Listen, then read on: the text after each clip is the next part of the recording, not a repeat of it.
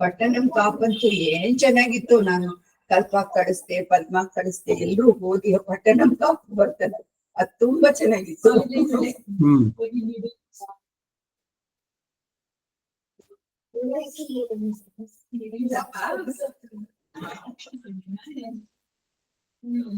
Yesterday you had school? Holidays, not summer holidays. Holidays started like I don't know.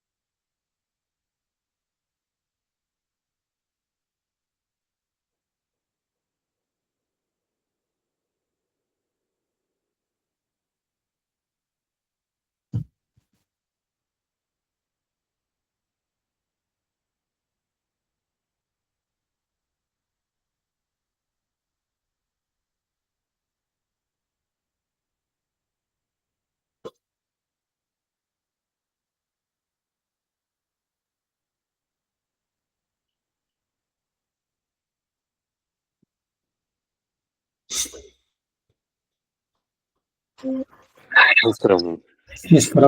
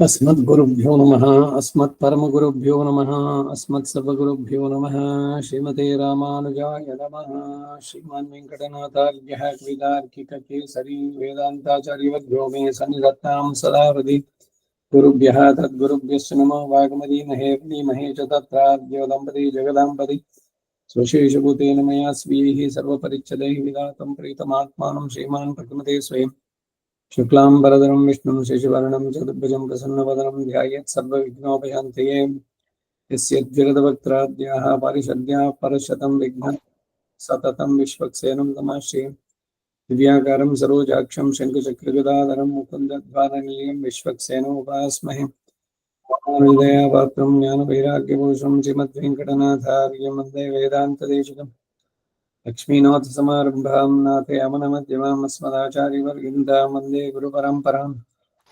यमच्युतपदाम्बुजयुग्मरुक्मं व्यामोहतस्तदितराणि तृणाय मेने अस्मद्गुरोर्भगवतस्य देकसिन्धोः रामानुजस्य शरणं प्रपद्ये मातापितायुवतीस्तनया विभूतिः सर्वं यदेव नियमेन मदन्वयानाम् आद्यस्य न कुलपतेर्वकुलाविरामं श्रीमत्तदङ्गीगुणं प्रणमामि मूर्ध्नम् उदं सरश्च मादा प्रियपट्टनाथ श्रीभक्तिसारकुलशेखरयोगिवाह भक्ताङ्गिरेण परकालेतीन्द्रमिष्टान् श्रीमत्पराशमनिं प्रणतोऽस्मि नित्यम् व्यासं वसिष्ठनप्तारं शक्तेः पौत्रमकल्मषं पराशरात्मजं वन्दे शुकदादं तपोनिधिं व्यासाय विष्णुरूपाय व्यासरूपाय विष्णवे नमो वै ब्रह्मनिधये वासिष्ठाय नमो नमः अविकाराय शुद्धाय नित्याय परमात्मने सदैकरूपरूपाय विष्णुवे सर्वजिष्णुवे सम्यन्याय कलापेन महता भारते च उपब्रह्मितमेधाय नमो व्यासाय विष्णवे मुनिं सिद्धाम्बुदा भासं वेदव्यासमकल्मषं वेदव्यासं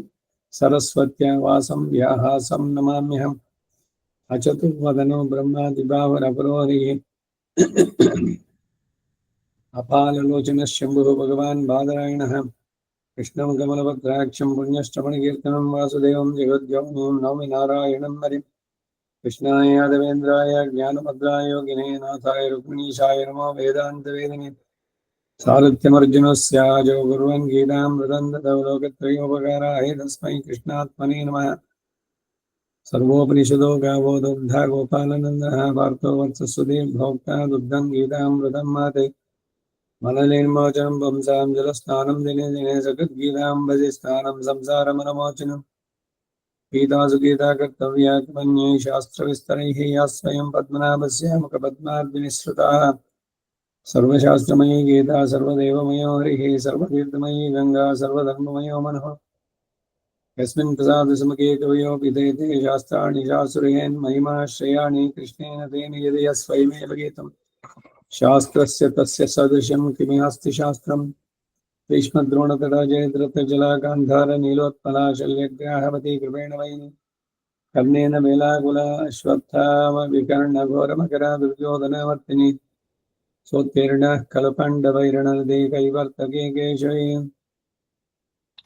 हृदय व्यास विशालबुद्धे प्रह्लारविन्दाय तपत्नेत्रायेन त्वया भारततैलपूर्णः विज्वालितो ज्ञानमयप्रदीपः प्रपन्नपारिजाताय तोत्रवेत्रैकपाणिः ज्ञानमुद्राय कृष्णाय गीतामृतदुहे नमः वसुदेवसुतं देवं कंसचाणूरमर्दनं देवकी परमानन्दं कृष्णं वन्दे जगद्गुरुम् पारमाशर्यवचः सरोजमोहनं गीतार्थगन्धोत्कटं नानाख्यानककेसरं हरिकथा अवोदितं लोके सज्जनयत्पदैरहरः पेपीयमानं मुदा भूयात् भारतपङ्कजं कलिमलप्रध्वंसिनः श्रेयसे मूकं करोति वाचालं पङ्गुं लङ्घयते गिरिं यत्कृपातमहं वन्दे परमानन्दमाधवम् यं ब्रह्मा वरुणेन्द्रो रुद्रमरुतस्तुन्वन्ति दिव्यैस्तवैः वेदैः साङ्गपदक्रमोपनिषदैर्गायन्ति यं सामगाः ध्यानावस्थिततद्गतेन मनसा पश्यन्ति यं योगिनो यस्याहन्तं न विदुःसुरासुरगणाः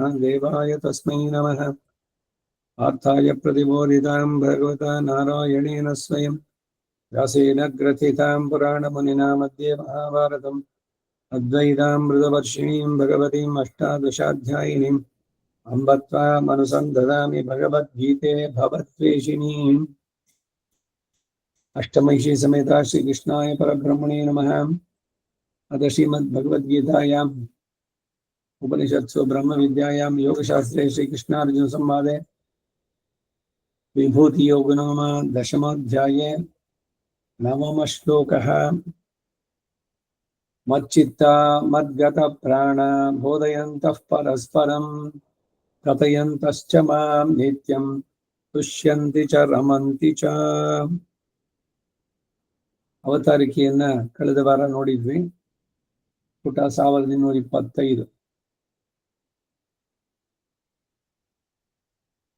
ಸೃಷ್ಟಿಯಾದಿಗಳಿಗೆ ಸರ್ವಕಾರಣಭೂತನಾಗಿ ಅವುಗಳನ್ನೆಲ್ಲ ನಿಯಮಿಸುವಂತಹ ನಿರಂಕುಶ ಐಶ್ವರ್ಯ ಏನು, ಕಲ್ಯಾಣ ಗುಣಗಳ ಯೋಗ ಏನು, ಇವುಗಳಿಂದ ನಿರತಿಶಯ ಮಹಾತ್ಮೆಯುಳ್ಳವನು ಎಂದು ಭಕ್ತಿಯೋಗದ ಆರಂಭಕ ಯಾವಾಗ ತಿಳಿತಾನೋ ಆಗ ಬುಧನಾಗಿ ಭಾವ ಸಮನ್ವಿತನಾಗಿ ಆಗ್ತಾನೆ ಅಂತ ಹೇಳಿದ್ರು. ಹಾಗೆ ಮನೋವೃತ್ತಿ ಎಲ್ಲ ಪರಮಾತ್ಮನಾದ ನನ್ನಲ್ಲೇ ಇದ್ದದ್ದಾಗದ್ರೆ ಹೇಗೆ ತಿಳಿಬಹುದು ಅಂತಂದ್ರೆ ಅದಕ್ಕೆ ಉತ್ತರ ಈ 9ನೇ ಶ್ಲೋಕದಲ್ಲಿ ದೊರೆಯೋದ್ರಿಂದ ಹೇಗೆ ಭಾವ ಸಮನ್ವಿತರು ಎಂದು ಹೇಳಬಹುದು ಅಂತಂದ್ರೆ ಉತ್ತರವನ್ನು ನೀಡುತ್ತಾರೆ ಎಂಬ ಅಭಿಪ್ರಾಯದಿಂದ ಕಥಂ ಎಂದು ಅವತಾರಿಕೆಯನ್ನು ಕೊಟ್ರು. ಈಗ ಮಚ್ಚಿತ್ತ ಮದ್ಗತ ಪ್ರಾಣ ಬೋಧೆಯಂತಹ ಪರಸ್ಪರಂ ಕಥೆಯಂತಶ್ಚ ಮಾಂ ನಿತ್ಯಂ ತುಷ್ಯಂತಿ ಚ ರಮಂತಿ ಚ. ಮೂಲಕ್ಕೆ ಅರ್ಥ, ಇಂತಹ ವಿಭೂತಿ ಮತ್ತು ಕಲ್ಯಾಣ ಗುಣಗಣಾದಿ ಯೋಗ ಜ್ಞಾನದಿಂದ ಇಂತಹ ಪರಿಪಕ್ವವಾದ ಭಕ್ತಿ ವೃದ್ಧಿಯುಂಟಾಗಿ ಹೇಗೆ ಬುಧರಾಗಿ ಭಾವ ಸಮನ್ವಿತರಾಗ್ಬೋದು ಅಂತ ತಿಳಿಬಹುದು ಅಂತಂದ್ರೆ ಸರ್ವ ಪ್ರವೃತ್ತಿಗೂ ಮನಸ್ಸೇ ಮೂಲ ಆಧಾರವಾದ್ದರಿಂದ ಅವರುಗಳ ವ್ಯಾಪಾರಗಳಿಂದಲೇ ಅವರುಗಳ ಚಿತ್ತವೃತ್ತಿಯನ್ನು ನಾವು ಗ್ರಹಿಸಬಹುದು. ಯಾರ್ಯಾರ ಮನಸ್ಸು ಯಾವ ಯಾವ ವಿಷಯದಲ್ಲಿ ಇರುತ್ತೆ ಅನ್ನೋದು ಅವರ ಮಾತಿನಿಂದ ವ್ಯಕ್ತ, ಬಹಳ ಸುಲಭವಾಗಿ ತಿಳಿಯುವಂತಹದ್ದು.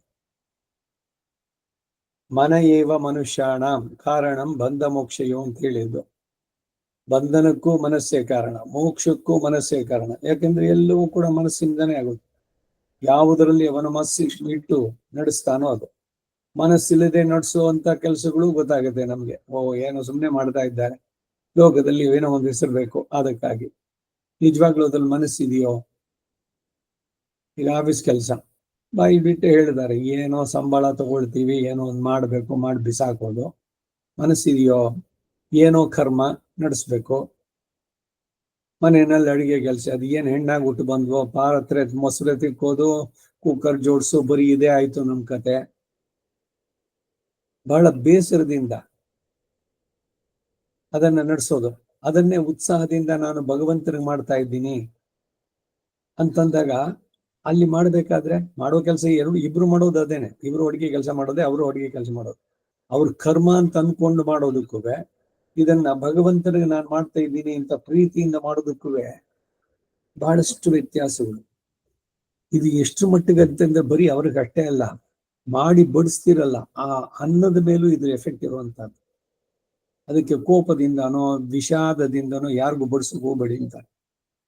ಏನೋ ಬೇಸರ, ಯಾವುದೋ ಇದು ಮೂಡಿಲ್ಲ, ಬಡಿಸ್ಬೇಕಾದ್ರೆ ಅದರಲ್ಲೇ ತಗೋದು. ಈಗ ಪಾತ್ರೆ ಕುಟ್ಟೋದು, ಒಂದಕ್ಕೊಂದಕ್ಕೆ ಜೋರಾಗಿ ಮಾಡೋದು, ಇದೆಲ್ಲ ಅಭಿವ್ಯಕ್ತಿಗಳು. ಸೊ ಹಾಗಾಗಿ ಮನಸ್ಸು ಎಲ್ಲದಕ್ಕೂ ಮೂಲಾಧಾರ ಅಂದ್ರು. ಅವರುಗಳ ವ್ಯಾಪಾರದಿಂದಲೇ ಅವರ ಚಿತ್ರವೃತ್ತಿಯನ್ನು ಗಳಿಸಬಹುದು. ಇದು ಭಕ್ತಿಯು ವೃದ್ಧಿ ಹೊಂದಿ ಪರಿಪಾಕಾವಸ್ಥೆಗೆ ಬರುವ ದಶೆಯನ್ನು ಸೂಚಿಸುತ್ತೆ ಅಂತ ಭಾವಿಸ್ತಕ್ಕಂಥ. ಅವರುಗಳು ಮಚ್ಚಿತ್ತಾಹ, ನನ್ನಲ್ಲೇ ಸಕ್ತವಾದ ಮನಸ್ಸುಳ್ಳವರಾಗಿ, ಮದ್ಗತ ಪ್ರಾಣಾಹ, ನನ್ನನ್ನೇ ಹೊಂದಿದ ಪ್ರಾಣವುಳ್ಳವರಾಗಿ. ಅಂದ್ರೆ ನನ್ನ ಚಿಂತನಾದಿಗಳಿಲ್ಲದೆ ಹೋದರೆ ಜಲದಿಂದ ತೆಗೆದು ಹಾಕಿದ ಮತ್ಸ್ಯಗಳಂತೆ. ಮತ್ಸ್ಯ ಇವ ಜಲೋದ್ಧತಾಹ, ಪ್ರಾಣವನ್ನೇ ಧರಿಸಲಾರದವರಾಗಿ. ಪರಸ್ಪರಂ ಬೋಧೆಯಂತಹ, ಅವರವರಿಗೆ ತಿಳಿದ ಪರಮಾತ್ಮನ ಸ್ವರೂಪ, ರೂಪ, ಗುಣ, ವಿಭವ, ಐಶ್ವರ್ಯಾದಿಗಳ ವಿಷಯವಾದ ಜ್ಞಾನವನ್ನ ಪರಸ್ಪರ ಬೋಧಿಸುವವರಾಗಿಯೋ, ಪರಸ್ಪರಂ ಕಥೆಯಂತಶ್ಚ, ಇತಿಹಾಸಗಳಲ್ಲಿ ಬೋಧಿಸಿರುವ ಗುಣಚೇಷ್ಟಿತಗಳನ್ನ ಪರಸ್ಪರ ಹೇಳುವವರಾಗಿ. ಹೀಗೆ ಪರಸ್ಪರ ಬೋಧನಾ ಕಥನಗಳಿಂದ ಅವರಿಗೆ ಉಂಟಾಗುವ ಫಲ ಏನು ಅಂತಂದ್ರೆ, ಕ್ರಮವಾಗಿ ಪರಸ್ಪರ ಬೋಧಿಸುವವರು ಸಂತೋಷ ಪಡ್ತಾರೆ. ಸಜ್ಜನರ ಸಂಘ ಯಾಕೆ ಬೇಕು ಅಂದ್ರೆ ಇದಕ್ಕಾಗೇನೆ. ಈಗ ಬೆಳಗ್ಗೆ ಹೇಳುವಂತ ಪರಮಾರ್ಥ ಸ್ತುತಿ, ಸತ್ಸಂಗಾತ್ ಭವನಿಸ್ಪೃಹೋ ಗುರುಮುಖ ಶ್ರೀಶಂ ಪ್ರಪದ್ಯಾತ್ಮವಾನ್. ಮೊದಲು ಸತ್ಸಂಗ ಬೇಕು, ಸಜ್ಜನರ ಒಡನಾಟ ಬೇಕು.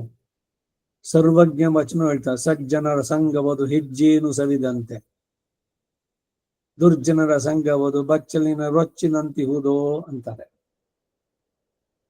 ಯಾರು ಸಜ್ಜನರು?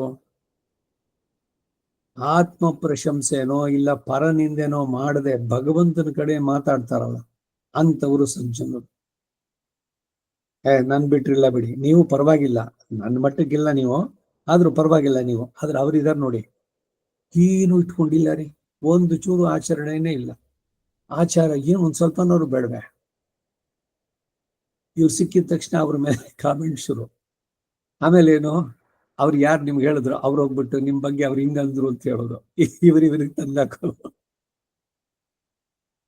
ಏನಾಗತ್ತೆ ಅಂದ್ರೆ, ಈ ಆತ್ಮ ಪ್ರಶಂಸೆ ಇದೆಯಲ್ಲ, ಬಹಳ ಬಹಳ ಕೆಟ್ಟದ್ದು. ಪುರಾಣಗಳ ಉಲ್ಲೇಖದಲ್ಲಿ ಇಂದ್ರ ಪದವಿಗೆ ಬಂದ್ಬಿಟ್ಟಿದ್ದಾನೆ. ಬ್ರಹ್ಮನನ್ನ ಅವನು ತೋಳ್ಕೊಂಡ ಇಂದ್ರ. ಅಯ್ಯೋ ನನ್ ಸೀಟ್ ಹೋಗ್ಬಿಡುತ್ತಲ್ಲ ಅಂತ. ಏನಿಲ್ಲ, ಸ್ವಲ್ಪ ಅವನಿಗೆ ಅವಕಾಶ ಕೊಡು. ನೀನು ಮಹಾಧರ್ಮಿಷ್ಠ, ಭೂಲೋಕದಲ್ಲಿ ಏನು ನೀನು ಇಂದ್ರ ಪದವಿ ಏನ್ ಪಡೆದ್ಬಿಟ್ಟಿಯಲ್ಲ, ಹೇಗ್ ಪಡೆದೆ? ಏನಾದ್ರು ಒಂಚೂರು ಹಿಂಗೆ ಯಾರು ಕೇಳ್ಬಿಟ್ರೆ ಬಿಡ್ಬೇಕ ಅದನ್ನ, ನಾನು ಅಂದ್ರೆ ಏನು ಅಂತ ಅವ್ನು ಹೇಳುವಷ್ಟರಲ್ಲೇ ಜಾರ್ ಬಂದ್ಬಿಟ್ಟ ಅವನ್ ಭೂಲೋಕಕ್ಕೆ. ಆತ್ಮ ಪ್ರಶಂಸೆ. ಯಾವುದೇ ಸಭಾ ಸಮಾರಂಭ ಎಲ್ಲಾರು ಹೋಗ್ಬಿಟ್ಟು ಸುಮ್ಮನೆ ಮೌನವಾಗಿ ಎಲ್ಲ ಒಂದ್ ರೌಂಡ್ ನೋಡ್ಕೊಂಬನ್ನಿ, ಯಾರು ಏನೇನ್ ಮಾತಾಡ್ತಾ ಇರ್ತಾರೆ ಅಂತ. ಎಲ್ಲ ಸಾರಾಂಶ ಒಟ್ಟಿನಲ್ಲಿ ಇದು ಎರಡೇ ಕ್ಯಾಟಗರೀಸ್ ಇರೋದು. ಒಂದು, ಅವರ ಆತ್ಮ ಪ್ರಶಂಸೆ ಮಾಡ್ತಾರೆ, ತಮ್ಮ ಬಿಟ್ರಿಲ್ಲ ಅಂತ. ಎರಡನೇದು, ಅವರಿದಾರಲ್ಲ, ಅವ್ರ ಹಂಗೆ ಇವ್ರ ಹಿಂಗೆ ಅಂತ. ಶಯ್ಯಾದನ ಶಯ್ಯೋಂ ತೀ ಕುರುಳೈಶನ್ನೋದು ಗೋದಾದೇವಿ ಹೇಳಿದ. ಅದಕ್ಕೆ ಇನ್ನೊಬ್ಬರ ಬಗ್ಗೆ ಒಂದು ಕೆಟ್ಟ ಮಾತು ಆಡೋದು ಬೇಡ. ಈ ಒಂದು ಸಂಕಲ್ಪ, ಇನ್ನೇನು ಖರ್ಚು ಮಾಡ್ಬೇಕಾಗಿಲ್ಲ. ಲೋಕದಲ್ಲಿ ಎಲ್ಲ ಕಡೆನಲ್ಲೂ ಯಾರು ಪರ್ಫೆಕ್ಟ್? ಇಲ್ಲಿ ಯಾರು ಇಲ್ಲ. ಸೊ ಅದರಿಂದ ಯಾರ ಬಗ್ಗೆನೂ ಮಾತಾಡೋದು ಬೇಡ. ಈ ಒಂದು ಸಂಕಲ್ಪ ತಗೊಂಡ್ರೆ ಅವನು ಒಂದೇ ಸಲ ಏನು ಲಿಫ್ಟ್ ಅಲ್ಲಿ 100ನೇ ಫ್ಲೋರ್ ಹೊರಟೋಗ್ತಾನೆ. ಅಧ್ಯಾತ್ಮದಲ್ಲಿ ಸಾಧಿಸುವಂತದ್ದು ಒಂದೊಂದೇ ಮೆಟ್ಲು ಹತ್ಬೇಕಾಗಿಲ್ಲ, ಒಂದೇ ಸಲ ಜಂಪ್ ಮಾಡೋದು. ಅದೇನೆ ಸತ್ಸಂಗದಲ್ಲಿ ಸೇರಿದ್ರೆ ಏನಾಗುತ್ತೆ, ಅವ್ರ ಮಾತುಗಳು ಏನಾದ್ರೂ ಕೂಡ ಹೆಂಗೋ ತಿರುಗಿ ಕಡೆ ಭಗವಂತನ ಕಡೆನೆ ಬರುತ್ತೆ. ಸತ್ಸಂಗಾತ್ ಭವನಿಸ್ಪೃಹೋ ಗುರುಮುಖ ಶ್ರೀಶಂ ಪ್ರಪದ್ಯಾತ್ಮವಾನ್ ಪ್ರಾರಬ್ಧಂ ಪರಿಭುಜ್ಯ ಕರ್ಮ ಸಕಲಂ ಪ್ರಕ್ಷೀಣ ಕರ್ಮಾಂತರ. ಇಲ್ಲೇನೆ ಎಲ್ಲ ಬ್ಯಾಲೆನ್ಸ್ ಇಲ್ಲ ಅಂತ ಮಾಡಿಕೊಂಡು ಆಗಾಮಿ ಕರ್ಮವೂ ಇಲ್ಲ, ಸಂಚಿತವಾದ್ದು ಇಲ್ಲ, ಎಲ್ಲದನ್ನು ಭಗವಂತ ತೆಗೆದುಬಿಡ್ತಾನೆ. ನ್ಯಾಸಾದೇವ ನಿರಂಕುಶೇಶ್ವರ ದಯಾ ನಿರ್ಲೂನ ಮಾಯಾನ್ಮಯ ಹಾರ್ದಾನುಗ್ರಹ ಮಧ್ಯ ಲಬ್ಧ ದಮನಿ ದ್ವಾರಾತ್ ಬಹಿರ್ನಿರ್ಗತ ಅಂತವ್ರಿಗೆ ಈ ಭಗವಂತನು ಕೊಟ್ಬಿಡ್ತಾನೆ. ಅವ್ರಿಗೆ ಭಗವಂತರ ಬಗ್ಗೆ ಮಾತಾಡೋದಕ್ಕೆ ಇಲ್ಲದೆ ಸುಮ್ಮನೆ ಕೂತ್ಕೊಳ್ಬೇಕು ಅಂದ್ರೆ ನೀರಿನಿಂದ ತೆಗೆದ ಮೀನ್ನಂಗ ಆಗ್ಬಿಡುತ್ತೆ. ಈ ಲೋಕದ ವಿಚಾರಗಳು ಅದು ಇದು ಪರಚಿಂತೆ ಏಕೆ ನಮಗೆ, ಅಯ್ಯ ನಮ್ಮದೇ ನಮಗ್ ಸಾಗಲ್ದೆ. ಆಳ್ವಾರ್ ಹೇಳಿದ್ರು, ಆಂಡ ಅವನ್ ಕಾಣ್ಬೋದೋರ್ ಅರುಳೆನ ಕರುಳದಿಯಲ್ ವೇಂಡೇನ್ ಮನೆವಾರ್ತೆ ಅಂದ್ರೆ ಏನೋ ಇದೇನೆ. ಲೋಕದ ಮಾತುಗಳು, ಆ ಸಮಾಚಾರ, ಈ ಸುದ್ದಿ ಬೇಡ, ನನಗ್ ಬೇಕಿಲ್ಲ ಅದು. ಅದ್ರಲ್ಲಿ ಅನಾಸಕ್ತಿ. ಯಾರು ಶುರು ಮಾಡಿದ್ರು ಅಷ್ಟೇ, ಇಲ್ಲ ತಪ್ಪೇನಿಲ್ಲ, ಒಬ್ಬೊಬ್ಬರ ಅಭಿರುಚಿ ಅದರಲ್ಲಿ. ನಾನು ಈ ವೈದ್ಯಕೀಯ ಪ್ರತಿನಿಧಿ ಇದರಲ್ಲಿದ್ದಾಗ ಡಾಕ್ಟರ್ಗಳು ಇವ್ರನ್ನೆಲ್ಲ ಭೇಟಿ ಆಗ್ತಾ ಇದ್ದೆ. ಯಾರೋ ಬಹಳ ಆಸಕ್ತಿಯಿಂದ ಕ್ರಿಕೆಟ್ ಬಗ್ಗೆ, I am sorry doctor, I am not very much interested in cricket, ನಾನು ನೋಡಲ್ಲ ಕ್ರಿಕೆಟ್ ಹೇಳ್ತಾ ಇದ್ದೆ ನಾನು. ಸರಿ, ಬೇರೆ ವಿಷಯ ಮಾತಾಡೋದು ಅವಾಗ. ಹಾಗೆಯೇ ಇವ್ರು ಯಾರೋ ಅವ್ರ ಬಗ್ಗೆ ಟೀಕೆ ಮತ್ತೆ ಬೇಡ ಬಿಡಿ, ನಮಗೆ ಅದನ್ನಲ್ಲೇ ಕಟ್ ಮಾಡಬೇಕು. ಸುಮ್ಮನೆ ಕುತ್ಕೊಂಡು ಕೇಳ್ಬೇಕಾಗಿಲ್ಲ. ಯಾವಾಗ ಅದು ನಿಮಗೇನು ಉಪಯೋಗ ಇಲ್ವೋ ಇದನ್ನೆಲ್ಲ ತೆಗಿಬೇಕು ನಿಜವಾಗ್ಲು. ಹೇಗೆ ಅಂದ್ರೆ ವಿ ಶುಡ್ ನಾಟ್ ಮೌನವಾಗಿ ಸುಮ್ಮನೆ ಕುತ್ಕೊಂಡು ಕೇಳಿಸ್ಬೋದು, ಅಲ್ಲಿ ಬೇಡ, ಅದು ಆ ವಿಷಯ ಬೇಡ. ಇವರು ಪರಸ್ಪರ ಬೋಧೆಯಂತಹ ಸಾತ್ವಿಕರಾದವರು, ಇದು ಬರುವಂತವ್ರು. ಯಾಕೆಂದ್ರೆ ಭಗವಂತನ ಬಗ್ಗೆ ಅವರಿಗೆ ಮಚ್ಚಿತ್ತಾಹ ಮದ್ಗತ ಪ್ರಾಣಾಹ, ನನ್ನಲ್ಲೇ ಪ್ರಾಣವನ್ನು ಇಟ್ಕೊಂಡಿರೋದು. ಕೂರು ಶೋರಿ ವೈ ವೇಂಡೇನ್ ಆಳ್ವಾರ್ ಹೇಳಿದ್ದು. ಈ ಎಲ್ಲಾರು ಮಾಡುವುದು ಹೊಟ್ಟೆಗಾಗಿ, ಗೇಣು ಬಟ್ಟೆಗಾಗಿ, ದಾಸರು ಹಾಡಿದ್ರು, ಏನೇನೋ ಮಾಡೋದು. ಉದರ ನಿಮಿತ್ತಂ ಬಹುಕೃತ ವೇಷಂ, ಇವೆಲ್ಲ ಇಲ್ಲಿದನ್ನ ಪಡೆಯೋದಕ್ಕೆ ಬಂದಾಗ ಅವ್ರಿಗೆ ಭಗವಂತನ ಬಿಟ್ಟು ಬೇರೆ ಎಲ್ಲ ಬೇಕಿಲ್ಲ. ಯೋ ಪರಮಾತ್ಮ ವಿರಕ್ತ ಅಪರಮಾತ್ಮನಿ, ಪರಮಾತ್ಮನಲ್ಲದ ವಿಷಯದಲ್ಲಿ ವಿರಕ್ತಿ. ಭಕ್ತಿ ಬೇಕು, ವಿರಕ್ತಿ ಬೇಕು ಅಂತ ಅಲ್ಲಿ ಸೇರಿಸೋದು ಇದಕ್ಕಾಗಿ. ಭಕ್ತಿ ಬೆಳೆಯಬೇಕು ಅಂತಂದ್ರೆ ಪ್ರಾಪಂಚಿಕವಾದ ವಿಷಯದ ಬಗ್ಗೆ ಕಡಿಮೆ ಮಾಡ್ಕೊಳ್ಳಿ, ಬಿಡ್ತಾ ಬಂದ್ಬಿಡಿ. ಎಷ್ಟು ಅಗತ್ಯವೋ ಅಷ್ಟೇ ಹೊರಗಡೆನಲ್ಲಿ. ಮೌನವಾಗಿರೋದು ತುಂಬಾ ಒಳ್ಳೇದು. ಏನೋ ಮಾತಾಡಿ ಅದರಿಂದ ಇನ್ನೇನೋ ಆಗೋಕ್ಕಿಂತ, ಇದಕ್ಕೆ ಮಾತು ಬೆಳ್ಳಿ ಆದ್ರೆ ಮೌನ ಬಂಗಾರ ಅನ್ನೋ ಗಾದೆ. ಆದಷ್ಟು ಮೌನವನ್ನ. ಆದ್ರೆ ಈ ಭಗವಂತನ ಬಗ್ಗೆ ಆ ಗುಣಾನುಭವಗಳನ್ನ ನಿಜವಾಗ್ಲೂ ಅನುಭವಿಸಿ ಆನಂದ ಪಡುವಂತವರಾದ್ರೆ, ಯಾವುದೋ ಒಂದು ಎಲ್ಲೋ ಕೇಳಿದ್ದು ಅಥವಾ ನೀವಿದ್ ಮಾಡಿದ್ದು ಓದಿದ್ದು ಅದರ ಬಗ್ಗೆ ಹಂಚ್ಕೊಂಡಾಗ ಅವರವರು ಪರಸ್ಪರ ಅದರಲ್ಲಿ ಎಷ್ಟು ಭಾವುಕರಾಗ್ಬಿಡ್ತಾರೆ ಅಂದ್ರೆ, ಅವ್ರ ಕಣ್ಣಲ್ಲಿ ಆನಂದ ಭಾಷೆ ಕಥೆನ ಹೇಳ್ಬೇಕಾರೆ. ಹಿಂದೆ ಏನಾಗ ಬರೀ ಹೇಳಿದ್ದೆ ನಾನು, ರಾಮಾಯಣದ ಬಗ್ಗೆ ಒಬ್ರು ಮಾತಾಡ್ತಾ ಇರ್ಬೇಕಾದ್ರೆ ಕಣ್ಣಲ್ಲಿ ನೀರು. ಸೀತೆಯನ್ನ ರಾವಣ ಅಪಹರಿಸಿದ ಅಂತ ಆದಾಗ ಅವನ ನಾಗಪಾಷಣದಲ್ಲಿ ಈ ರಾಮ ಲಕ್ಷ್ಮಣರು ಬಂಧಿತರಾದ್ರು. ಆಮೇಲೆ ವೈನತೆಯ ಬಂದಾಗ ಎಲ್ಲ ಬಿಟ್ಟು ಹೋಯಿತು, ನಾಗಪಾಶದಿಂದ ಬಿಡುಗಡೆ. ಅಯ್ಯೋ ಇಷ್ಟೆಲ್ಲ ಕಷ್ಟಪಟ್ಟನೆ ನಮ್ಮ ರಾಮ ಅಂತ ಅನ್ಬೇಕಾದ್ರೆ ಎಷ್ಟು ಭಾವುಕರಾಗ್ತಾರೆ ಅಂದ್ರೆ, ಹಾಗೆ ಅದರಲ್ಲಿ ಆ ತನ್ಮಯತೆ ಬೇಕು, ತಲ್ಲೀನರು ಆಗಿರೋದು. ಈಗ ಸಂಗೀತದಲ್ಲಿ ಕೇಳ್ತಾ ಇದ್ರೆ ಯಾರಿಗೆ ಸಂಗೀತದಲ್ಲಿ ಆಸಕ್ತಿನೋ ಎಲ್ಲಿ ಕೂತಿರ್ತಾರೆ ಏನಾದ್ರು ನೆನಪಾಗತ್ತೆ ಅವ್ರಿಗೆ. ಎಷ್ಟೊತ್ತಾಯ್ತು ಅಂತ ಗೊತ್ತಾಗವಲ್ಲ. ಏನೋ ಹೋಗ್ಬಿಟ್ಟು 1 ಗಂಟೆ ಕೇಳ್ಕೊಂಡು ಬರೋಣ ಅಂತ ಅಲ್ಲಿ ನೋಡಿದ್ರೆ ಆಗ್ಲೇ 9:30 10 ಗಂಟೆ ಇವು ಇಷ್ಟೊತ್ತಾಗೋಯ್ತಾ, ನಾನು 8 ಗಂಟೆಗೆ ಹೋಗ್ಬೇಕು ಅನ್ಕೊಂಡಿದ್ದೆ. ಮತ್ ಏನಾಯ್ತು, ನಿಮ್ಮನ್ನೇ ಮರೆತ್ರಿ. ಸಂಗೀತದಲ್ಲಿ ಎಷ್ಟು ಮಟ್ಟಿಗೆ ತನ್ಮಯತೆ ಇತ್ತು. ಆ ರೀತಿ ಭಗವಂತನಲ್ಲಿ ತನ್ಮಯರಾದವರು ಅವರುಗಳು ಪರಸ್ಪರ ಬೋಧೆಯಂತಹ ಅವರವರಿಗೆ ತಿಳಿದ ಪರಮಾತ್ಮನ ಸ್ವರೂಪ, ಗುಣ, ವಿಭವ, ಐಶ್ವರ್ಯ ಇವುಗಳನ್ನ ಪರಸ್ಪರ ಬೋಧಿಸುವವರಾಗಿ, ಪರಸ್ಪರಂ ಕಥೆಯಂತಹ ಇತಿಹಾಸಗಳಲ್ಲಿ ಬೋಧಿಸುವ ಗುಣಚೇಷ್ಟೆಗಳನ್ನ ಪರಸ್ಪರ ಹೇಳುವವರಾಗಿ, ಹೀಗೆ ಪರಸ್ಪರ ಬೋಧನ ಕಥೆಗಳಿಂದ ಅವರಿಗುಂಟಾದ ಫಲ ಏನು ಅಂದ್ರೆ, ಕ್ರಮವಾಗಿ ಪರಸ್ಪರ ಇಬ್ರು ಕೂಡ ಸಂತೋಷ ಪಡ್ತಾರೆ. ಭಗವಂತನ ಬಗ್ಗೆ ಮಾತಾಡ್ತಾ ಇದ್ದಿದ್ದು ಅಷ್ಟು ಹೊತ್ತು ಅದು ಸದುಪಯೋಗ, ಕಾಲದ ಸದುಪಯೋಗ. ಅದು ವ್ಯರ್ಥ ಅಲ್ಲ, ಕಾಲ ಹರಣ ಅಲ್ಲ, ಕಿಲ್ಲಿಂಗ್ ಆಫ್ ಟೈಮ್ ಅಲ್ಲ, ಈ ಕಾಲಕ್ಷೇಪ. ಅದು ಆ ರೀತಿಯಲ್ಲಿ ಸಂತೋಷ ಪಡ್ತಾರೆ. ತುಷ್ಯಂತಿಚ ಅನ್ನೋದ್ರಿಂದ ದಿವ್ಯ ಚೇಷ್ಟಿತಗಳನ್ನು ವರ್ಣಿಸುವರು, ಕರ್ಣಾನಂದವನ್ನು ಉಂಟು ಮಾಡುವವರು ಮತ್ತು ಹೊಂದುವರು ಆಗಿ ಆ ಅರ್ಥದಿಂದ ಉಂಟಾಗುವುದಕ್ಕಾಗಿ ರಮಂತಿಚ ಅಂತ ಕೂಡ ಅದು ಹೇಳಿದೆ. ಎರಡು ಕಡೆಯಲ್ಲೂ ಚಕಾರವು 2 ಸಲ ಹೇಳಿರೋದ್ರಿಂದ ಸಮುಚ್ಚಯ ಅರ್ಥವಾಗಿ ಮೊದಲಿನ ಅನುಭವ ಸಂತೋಷ ರೂಪವಾಗಿ ಅದನ್ನು ಬೋಧಿಸುತ್ತಾ ಕೇಳುತ್ತಾ ಅದರ ಪರಿಭಾಗ ದಶೆಯಾದ ಪರಮ ಆನಂದದಿಂದ ಭರಿತರಾಗ್ತಾರೆ ಎಂದಾಗಲೇ ಅರ್ಥ ಹೇಳ್ಬೋದು. ಅಥವಾ ಬೋಧೆಯಂತಹ ಕಥೆಯಂತಹ ಎಂಬುದರ ಮಧ್ಯೆ ಪರಸ್ಪರಂ ಎಂದಿರೋದ್ರಿಂದ ಗುಣಾನುಭವವನ್ನಾಗ್ಲಿ ಆತನ ಸ್ವಭಾವವನ್ನಾಗ್ಲಿ ಕೇಳುವವರಿದ್ರೆ ಪರಸ್ಪರ ಕಥೆಯಂತಹ ಎಂದು ಅರ್ಥ ಹೇಳಿ ಪರಸ್ಪರ ಹೇಳಿ ಕೇಳಲು ಅವಕಾಶ ಇಲ್ಲದಿದ್ರೆ ತಾವೇ ತುಷ್ಯಂತಿಚ ರಮಂತಿಚ ತಾವೇ ಮನಸ್ಸಿನ ಆಹ್ಲಾದನ ಹೊಂದಿ ಎಂದು ತುಷ್ಯಂತಿ ಎಂಬುದರಿಂದ ಆ ಸಂತೋಷ ವ್ಯಾಪಾರಗಳಾದ ಗಾಯನ ನರ್ತನ ಆನಂದ ಬಾಷ್ಪವನ್ನು ಸುರಿಸೋಣ, ಪದೇ ಪದೇ ನಮಸ್ಕರಿಸೋದು ಇತ್ಯಾದಿ. ಬದ್ಧೇನ ಅಂಜಲಿನ ನತೇನ ಶಿರಸ ಗಾತ್ರೈ ಸರೋಮೋದ್ಗಮೈ ಕಂಠೇನ ಸ್ವರ ಗದ್ಗನೇನ ನಯನೇ ನೋದ್ಗಿರ್ಣ ಬಾಷ್ಪಾಂಬುನ. ಭಗವಂತನ ಬಗ್ಗೆ ಹೇಳ್ತಾ ಇದ್ದಾಗಲೇ ಏನು ಆನಂದ, ಆ ರೀತಿಯ ತನ್ಮಯತೆಯನ್ನು ನಾವು ಅದ್ ಬರ್ಬೇಕಾದ್ರೆ ನಾವು ಅವನನ್ನ ತುಂಬಾ ಆತ್ಮೀಯ ಅಂತ ಭಾವಿಸ್ಬೇಕು. ನಮಗೆ ಎಲ್ಲರಿಗಿಂತ ಪತ್ನಿಗೆ ಪತಿಗಿಂತ ಮಕ್ಕಳಿಗಿಂತ ಏನೇನು ಸಂಬಂಧಗಳಿರ್ತಿರೋ ಅಥವಾ ಪತಿಗೆ ಪುರುಷನಾಗ್ಲಿ ಸ್ತ್ರೀ ಆಗ್ಲಿ ಎಲ್ಲರಿಗೂ ಅತ್ಯಂತ ಆತ್ಮೀಯನ ಯಾರು ಅಂದ್ರೆ ಭಗವಂತ. ಅವನಷ್ಟು ಹತ್ರದವ್ರು ಯಾರು ಇಲ್ಲ. ಇವರೆಲ್ಲ ಕರ್ಮಯುತವಾಗಿ ಬಂದವರು, ತಂದೆ ತಾಯಿ ಇದು ಹರಿ ಮಿತ್ರ ಸತಿ ಪುತ್ರ ಎಲ್ಲ ಕರ್ಮದ ಅವತಾರಗಳು. ಕುರಿಯನಾಗಿಸಿ ನಿನ್ನ ಕಾಪಿಡುವ ಸಂಸಾರ ಕುರಿಮಾರಿಯಾದೀತು ಅಂದ್ರು. ಹೇಗೆಂದ್ರೆ ಈ ಕಜ್ಜಿಗೆ ಹೋಲಿಸ್ತಾರೆ ಈ ಸಂಬಂಧಗಳು. ಹಿಂದೆ ಎಲ್ಲ ಸ್ವಲ್ಪ ಶುಚಿ ಇಲ್ದಿದ್ರೆ ಎಲ್ಲೋ ಶಾಲೆನಲ್ಲೋ ಮತ್ತೊಂದು ಒಬ್ಬರಿಂದ ಇನ್ನೊಬ್ಬರಿಗೆ ಕೈ ಸಂಧಿಗಳು ಬೆರಳುಗಳಲ್ಲೆಲ್ಲ ಗುಳ್ಳೆಗಳು ಉತ್ಕೊಳ್ಳೋದು, ಕಡಿತ ಕೆರೆತ್ರೆ ಉರಿತ, ಕೆರಿತಾ ಇದ್ದಾಗ ಹಿತವಾಗಿರುತ್ತೆ. ಆಮೇಲೆ ಈ ಸಂಬಂಧಗಳೆಲ್ಲ ಅಷ್ಟೇ, ಯಾರನ್ನೋ ಕರೀರಿ ಮನೆಗೆ, ಏನೋ ಮಾಡಿ ಹೋಗ್ತಾರೆ. ಅಯ್ಯೋ ಯಾಕಾರು ಇದ್ ಮಾಡ್ತೀವೋ ಅಂತ ಅಂದ್ಬಿಟ್ಟು ಆಮೇಲೆ ಅನ್ಕೊಳ್ಳೋದು, ಈ ತರದ್ದೆಲ್ಲ. ನಿಜವಾಗ್ಲೂ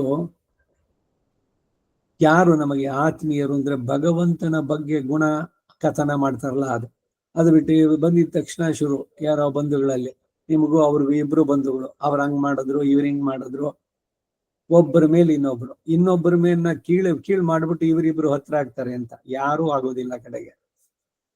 ಸಂಬಂಧಗಳೆಲ್ಲ ಇಷ್ಟೇ, ಎಲ್ಲ ಹಳಸತ್ತೆ ಕಡೆಗೆ. ಆದರೆ ಭಗವದ್ ಚಿಂತನೆ ಇರುವಂತವರಲ್ಲಿ ಆದ್ರೆ ಇನ್ನು ಹೊಸ ಹೊಸ ವಿಷಯಗಳನ್ನ ಒಬ್ಬರಿಂದ ಒಬ್ಬರಿಗೆ ಅವರು ತಿಳಿದಿದ್ದನ್ನು ಇವ್ರು ಹೇಳೋದು, ಇವ್ರಿಗೆ ತಿಳಿದಿದ್ದನ್ನು ಅವರು ಹೇಳೋದು, ಪರಸ್ಪರ ಬೋಧೆಯಂತಹ ಹೇಳ್ಬೇಕಾದ್ರೆ ಸರ್ವ ವ್ಯಾಪಾರಗಳು ರಮಂತಿಚ. ಇದು ಬರೀ ಸ್ತೋತ್ರದಲ್ಲಿ ಮುಕುಂದಮಾಲೆಯಲ್ಲಿ ಕುಲಶೇಖರ ಆಳ್ವಾರ್ ಹೇಳಿದ್ರು ಅಷ್ಟಕ್ಕೆ ಅಂತಲ್ಲ. ಭಗವಂತನು ಹೇಳಿದ್ನಲ್ಲ, ಜನ್ಮ ಕರ್ಮ ಚ ಮೇ ದಿವ್ಯಂ ಯೋ ವೇತ್ತಿ ತತ್ವತಃ. ಅವ್ರಿಗೆ ಪುನರ್ಜನ್ಮ ಇಲ್ಲ ಕಣೋ ಅರ್ಜುನ. ನನ್ನ ಬಗ್ಗೆ ನಾನು ನಡೆಸಿದಂತ ಆಶ್ಚರ್ಯ ಚೇಷ್ಟಿತಗಳು, ನನ್ನ ಜೀವನದ ಘಟನೆಗಳು, ಅದು ಬರೀ ಕೃಷ್ಣಾವತಾರ ಒಂದಕ್ಕೆ ಅಲ್ಲ, ಪರ ವ್ಯೂಹ ವಿಭವ ಹಾರ್ದ ಅರ್ಚ ಎಲ್ಲದರಲ್ಲೂ ಇವನ ನಡೆಸಿದಂತಹ ಗುಣಕಥನ. ಇವುಗಳಲ್ಲಿ ಆಸಕ್ತಿ ಇದ್ದು ಅದನ್ನ ಯಾರು ಸರಿಯಾಗಿ ಅರ್ಥ ತತ್ವತಃ ತಿಳಿದಾರೋ ಅವರಿಗೆ ಪುನರ್ಜನ್ಮ ಇಲ್ಲ. ಏನೋ ಸುಮ್ಮನೆ ಟೈಮ್ ಎಷ್ಟು ಮಾಡಬೇಕು, ಅದಕ್ಕಾಗಿ ಒಂದು ಕಾಲಕ್ಷೇಪ ಅಟೆಂಡ್ ಮಾಡೋಣ, ಅದಲ್ಲ. ಇದು ವ್ಯರ್ಥ ಅಲ್ಲ.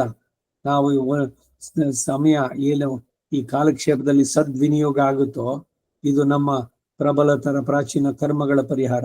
ತತ್ವಜ್ಞಾನದಿಂದ ಏನು ಅನ್ನೋದನ್ನ ಅನೇಕ ಕಡೆಯಲ್ಲಿ ಹೇಳುವಂತಹದ್ದು. ಹರಿಕಥಾ ಶ್ರವಣ ಮಾಡು ಅಂತಂದ್ರೆ ಅವರು ಕೇಳಿದ್ದು. ಹೇಳೋದಾದ್ರೆ ಹೇಳಿ ಆಗ್ಬೋದು, ಅಥವಾ ಹೇಳೋದಕ್ಕಿಂತ ಕೇಳೋದು ಇನ್ನು ಬಹಳ ವಿಶೇಷವಾದದ್ದು ಅಂತ. ವಕ್ತ ಶ್ರೋತ ಚ ದುರ್ಲಭ, ಮಾರೀಚ ಹೇಳಿದ ಮಾತಿದು. ಒಳ್ಳೆ ಮಾತನ್ನ ಯಾರು ಹೇಳಿದ್ರೆ ಅದನ್ನು ಕೇಳಿದ್ರೆ ಅವನಿಗೆ ಸರಿ, ಆದ್ರೆ ಕೇಳುವಂಥವ್ರು ಇಲ್ಲ, ಹೇಳೋರು ಕಡಿಮೆ, ಅದಕ್ಕಿಂತ ಕೇಳೋರು ಇನ್ನೂ ಇದೆ. ಇಷ್ಟ ಇಲ್ದೇ ಇರೋ ಹತ್ರ ನೀವು ಹೋಗ್ಬಿಟ್ಟು ನಾನು ಅದ್ ಕೇಳಿದೆ ಇದು ಕೇಳಿದೆ ಶುರು ಮಾಡಿದ್ರಪ್ಪ ಇವರು ಪುರಾಣನ ಅಂತಾರೆ. ಎಲ್ಲ ಅಂಥವ್ರ ಮುಂದೆ ಹೇಳೋಕ್ ಹೋಗ್ಬಾರ್ದು. ಅವರು ಸುಮ್ಮನೆ ಮಾತಾಡ್ಸಿ ಒಂಚೂರು ಶುರು ಮಾಡಿಬಿಟ್ರೆ ನಿಲ್ಸೋದಿಲ್ಲ ಅವರು. ಈ ತರನೂ ಆಗ್ಬಾರ್ದು. ವಿವೇಕ ಇರ್ಬೇಕು. ಅವ್ರಿಗೆ ಆಸಕ್ತಿ ಇದೆಯಾ, ಯಾವಾಗ ಅವ್ರಿಗೊಂಚೂರು ಆಸಕ್ತಿ ಇಲ್ಲ ಅಂದ್ರೆ ಟಕ್ಕಲ್ಲೇ ನಿಲ್ಲಿಸ್ಬಿಡ್ಬೇಕು. ಆ ಮಾತನ್ನು ಮುಂದುವರ್ಸೋದು ಬೇಡ. ಇದೆಲ್ಲ ಲೋಕ ವ್ಯವಹಾರದಲ್ಲಿ ಬರಬೇಕಾದಂತಹದ್ದು. ಇಲ್ದಿದ್ರೇನು ಅಯ್ಯೋ ತೊಲೆ ತಿಂತಾರವರು, ಇದು ಲೇಬಲ್ ಕಡೆಗೆ. ಈ ಅಧ್ಯಾತ್ಮ ಶಾಸ್ತ್ರಗಳೆಲ್ಲ ಕೂಡ ಹೇಗೆ ಅಂದ್ರೆ ರಹಸ್ಯವಾದದ್ದು ಅಂತ. ಯಾರಿಗದ್ರಲ್ಲಿ ಆಸಕ್ತಿ ಇದೆಯೋ, ನಿಜವಾಗ್ಲೂ ಇದ್ದು ಅವನು ಕೇಳೋದು ಇದ್ರೆ ಅಂಥವ್ರಿಗೆ ಅತ್ಯಂತ ರಹಸ್ಯವಾದದ್ದನ್ನ ಪರೀಕ್ಷೆ ಮಾಡಿ ಶಿಷ್ಯನಿಗೆ ತಿಳಿಸುವಂತಾರೆ. ಈ ಕಾರಣದಿಂದಾನೇ ಆ ತಿರುಕೋಟಿಯವ್ರು ನಂಬಿ ರಾಮಾನುಜರಿಗೆ 17 ಬಾರಿ ತಿರುಕೋಟಿಯವ್ರಿಗೆ ಶ್ರೀರಂಗದಿಂದ ಬರೋಕ್ ಮಾಡಿದ್ದು. ಪ್ರತಿ ಸಲ ಬಂದಾಗಲೂ ಮುಂದಿನ ಸಲ ಬಾ ನೋಡೋಣ, ಆಮೇಲೆ ಹೇಳೋಣ ಅಂತ.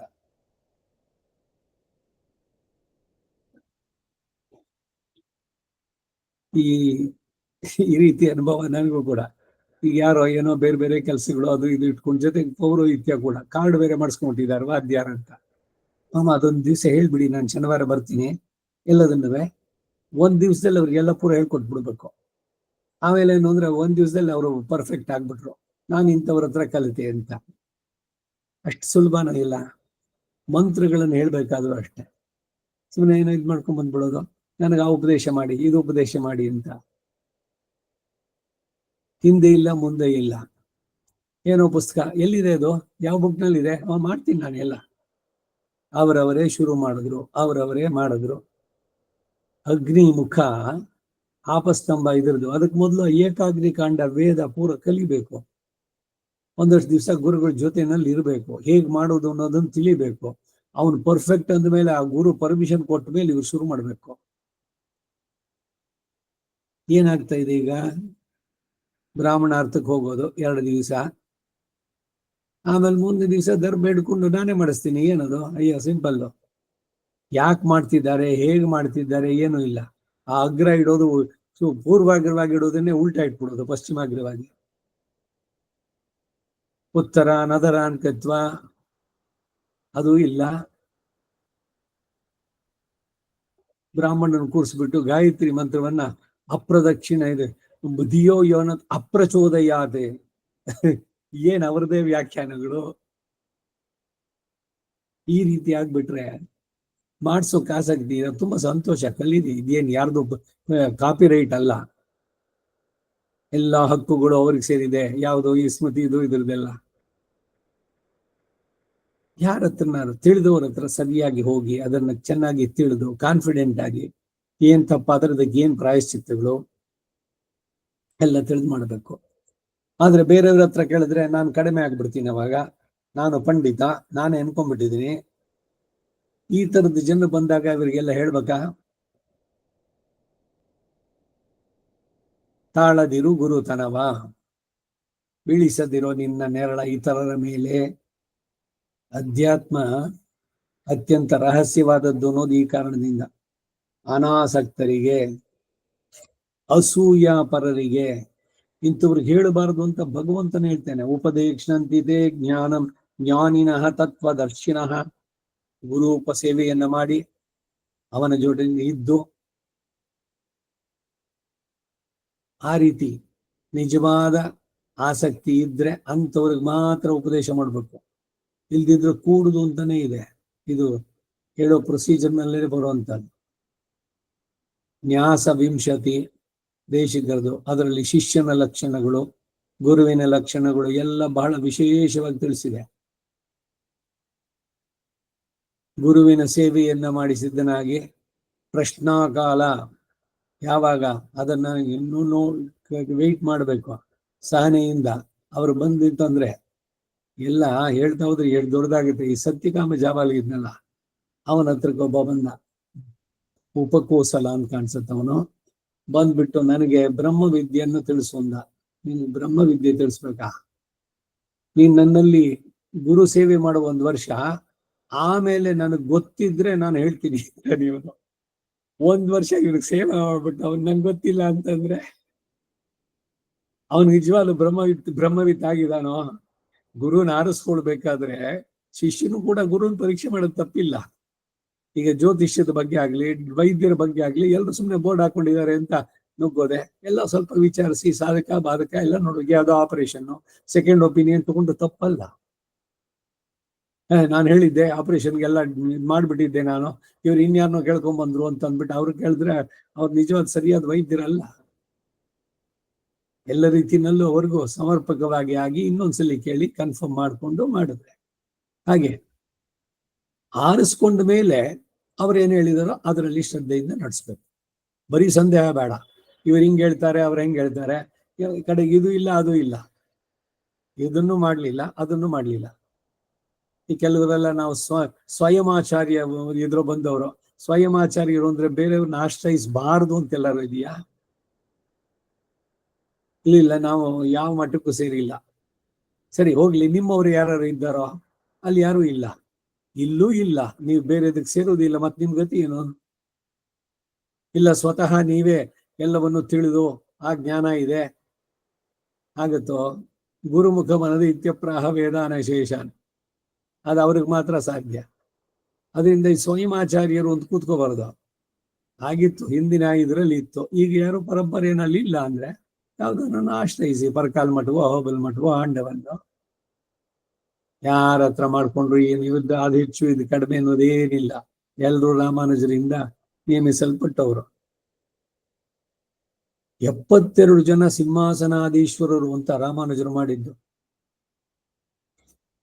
ಸಮಾಶ್ರಯಣ, ಪ್ರಪತ್ತಿ ಇವುಗಳನ್ನ ಅನುಗ್ರಹಿಸಿ ಮಾಡೋದಕ್ಕಾಗಿ ಅವರುಗಳಿಗೆ ಇವರು ಶ್ರೀಭಾಷ್ಯ ಸಿಂಹಾಸನಾಧೀಶ್ವರರು, ಅವರ ದಿವ್ಯ ಪ್ರಬಂಧ ಈ ತರದಲ್ಲಿ ಸಂಸ್ಕೃತದಲ್ಲಿ ಚೆನ್ನಾಗಿ ಇದನ್ನು ತಗೊಂಡವರು, ಅವರು ಅದನ್ನು ತಗೊಂಡ್ರು. ದಿವ್ಯ ಪ್ರಬಂಧವನ್ನ ಅದರಲ್ಲಿ ಆಸಕ್ತಿ ಹೆಚ್ಚಿಗೆ ತಗೊಂಡವರು ಅದಕ್ಕೆ ಹೋದ್ರು. ಎಲ್ರೂ ಕೂಡ ಉಭಯ ವೇದ, ಸಂಸ್ಕೃತ ದಿವ್ಯ ಪ್ರಬಂಧ ಎರಡನ್ನು ತಿಳಿದವರು. ಹೀಗೆ ಅವರನ್ನ ಆಶ್ರಯಿಸಿ ಆಮೇಲೆ ನಡೆಸುವಂತಹದ್ದು.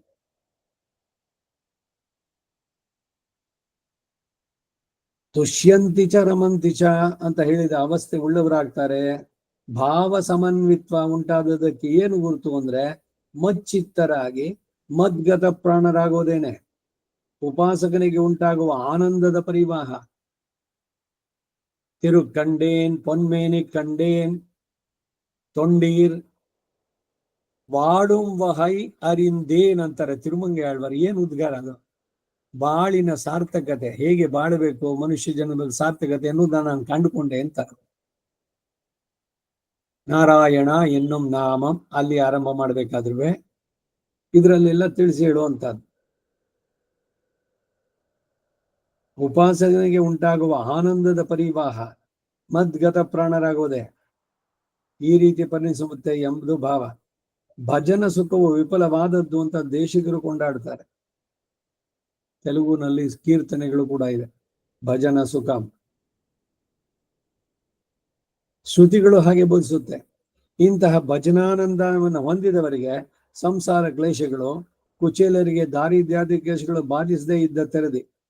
ಕುಚೇಲ ಸುಧಾಮ, ಅವನಿಗೆ ದಾರಿದ್ರ್ಯ ಕಿತ್ತು ತಿನ್ನೋ ದಾರಿದ್ರ್ಯ, ಆದ್ರೆ ಅದೇನಾರು ಅವನನ್ನು ಬಾಧಿಸ್ತಾ? ಏನೋ ನಾನು ಮಾಡಿದ ಕರ್ಮ ಅದರಿಂದ ಈ ರೀತಿ. ಹೋಗ್ಲಿ, ಅಲ್ಲಿ ಹೋದ್ನಲ್ಲ ಎಷ್ಟೆಲ್ಲ ಟೆಸ್ಟ್ ಮಾಡಿದ್ದು. ಕೃಷ್ಣ ರುಕ್ಮಿಣಿ ಬಂದು ಕಾಲ್ ತೊಳೆದ್ರು, ರಾಜಭೋಗ ಚಿನ್ನದ ತಟ್ಟೆನಲ್ಲಿ ಎಲ್ಲವನ್ನೂ ಇಟ್ಟು ತಿಂದ್ರು. ಇಷ್ಟೆಲ್ಲ ಮಾಡಿದ್ರು ಕೂಡ ಅವನಿಗೆ ಬಾಯಿ ಬಿಟ್ಟು, ಕೃಷ್ಣ ನನ್ನ ಮನೆಗೆ ಒಂದಿಷ್ಟು ದುಡ್ಡು ಗಿಡ್ಡು ಕೊಡ್ತೀಯಾ? ನಾನು ಆ ಉದ್ದೇಶದಿಂದಾನೇ ಹೆಂಡತಿ ಬಲವಂತ ಮಾಡಿ ಕಳಿಸಿದ್ದಾಳೆ ಅಂತ. ಕೃಷ್ಣನನ್ನ ಕಂಡ ಆ ಆನಂದ, ತಮಗೆ ದಾರಿದ್ರ್ಯ ಇದೆ ಎನ್ನುವ ಅರಿವೇ ಇಲ್ಲ ಅವರಿಗೆ. ಎಷ್ಟು ಸಹಜವಾಗಿ ತಗೊಂಡು ಅಂದ್ರೆ ಇಟ್ಟಂಗೆ ಇರುವೇನೋ ಹರಿಯೇ, ಅವ್ರಿಗಷ್ಟು ಕೊಟ್ಟೆ ನನಗಿಷ್ಟು ಕೊಟ್ಟೆ, ಇದು ಕಂಪ್ಯಾರಿಸನ್ ಇಲ್ಲ. ನನಗೆ ಹಿಂಗೇನೆ ಇಷ್ಟೇನೆ, ನಾನು ಕೇಳಿದಷ್ಟೇ ಕೊಡಬೇಕು ಅನ್ನುವಂತ ಬಲವಂತನೂ ಇಲ್ಲ.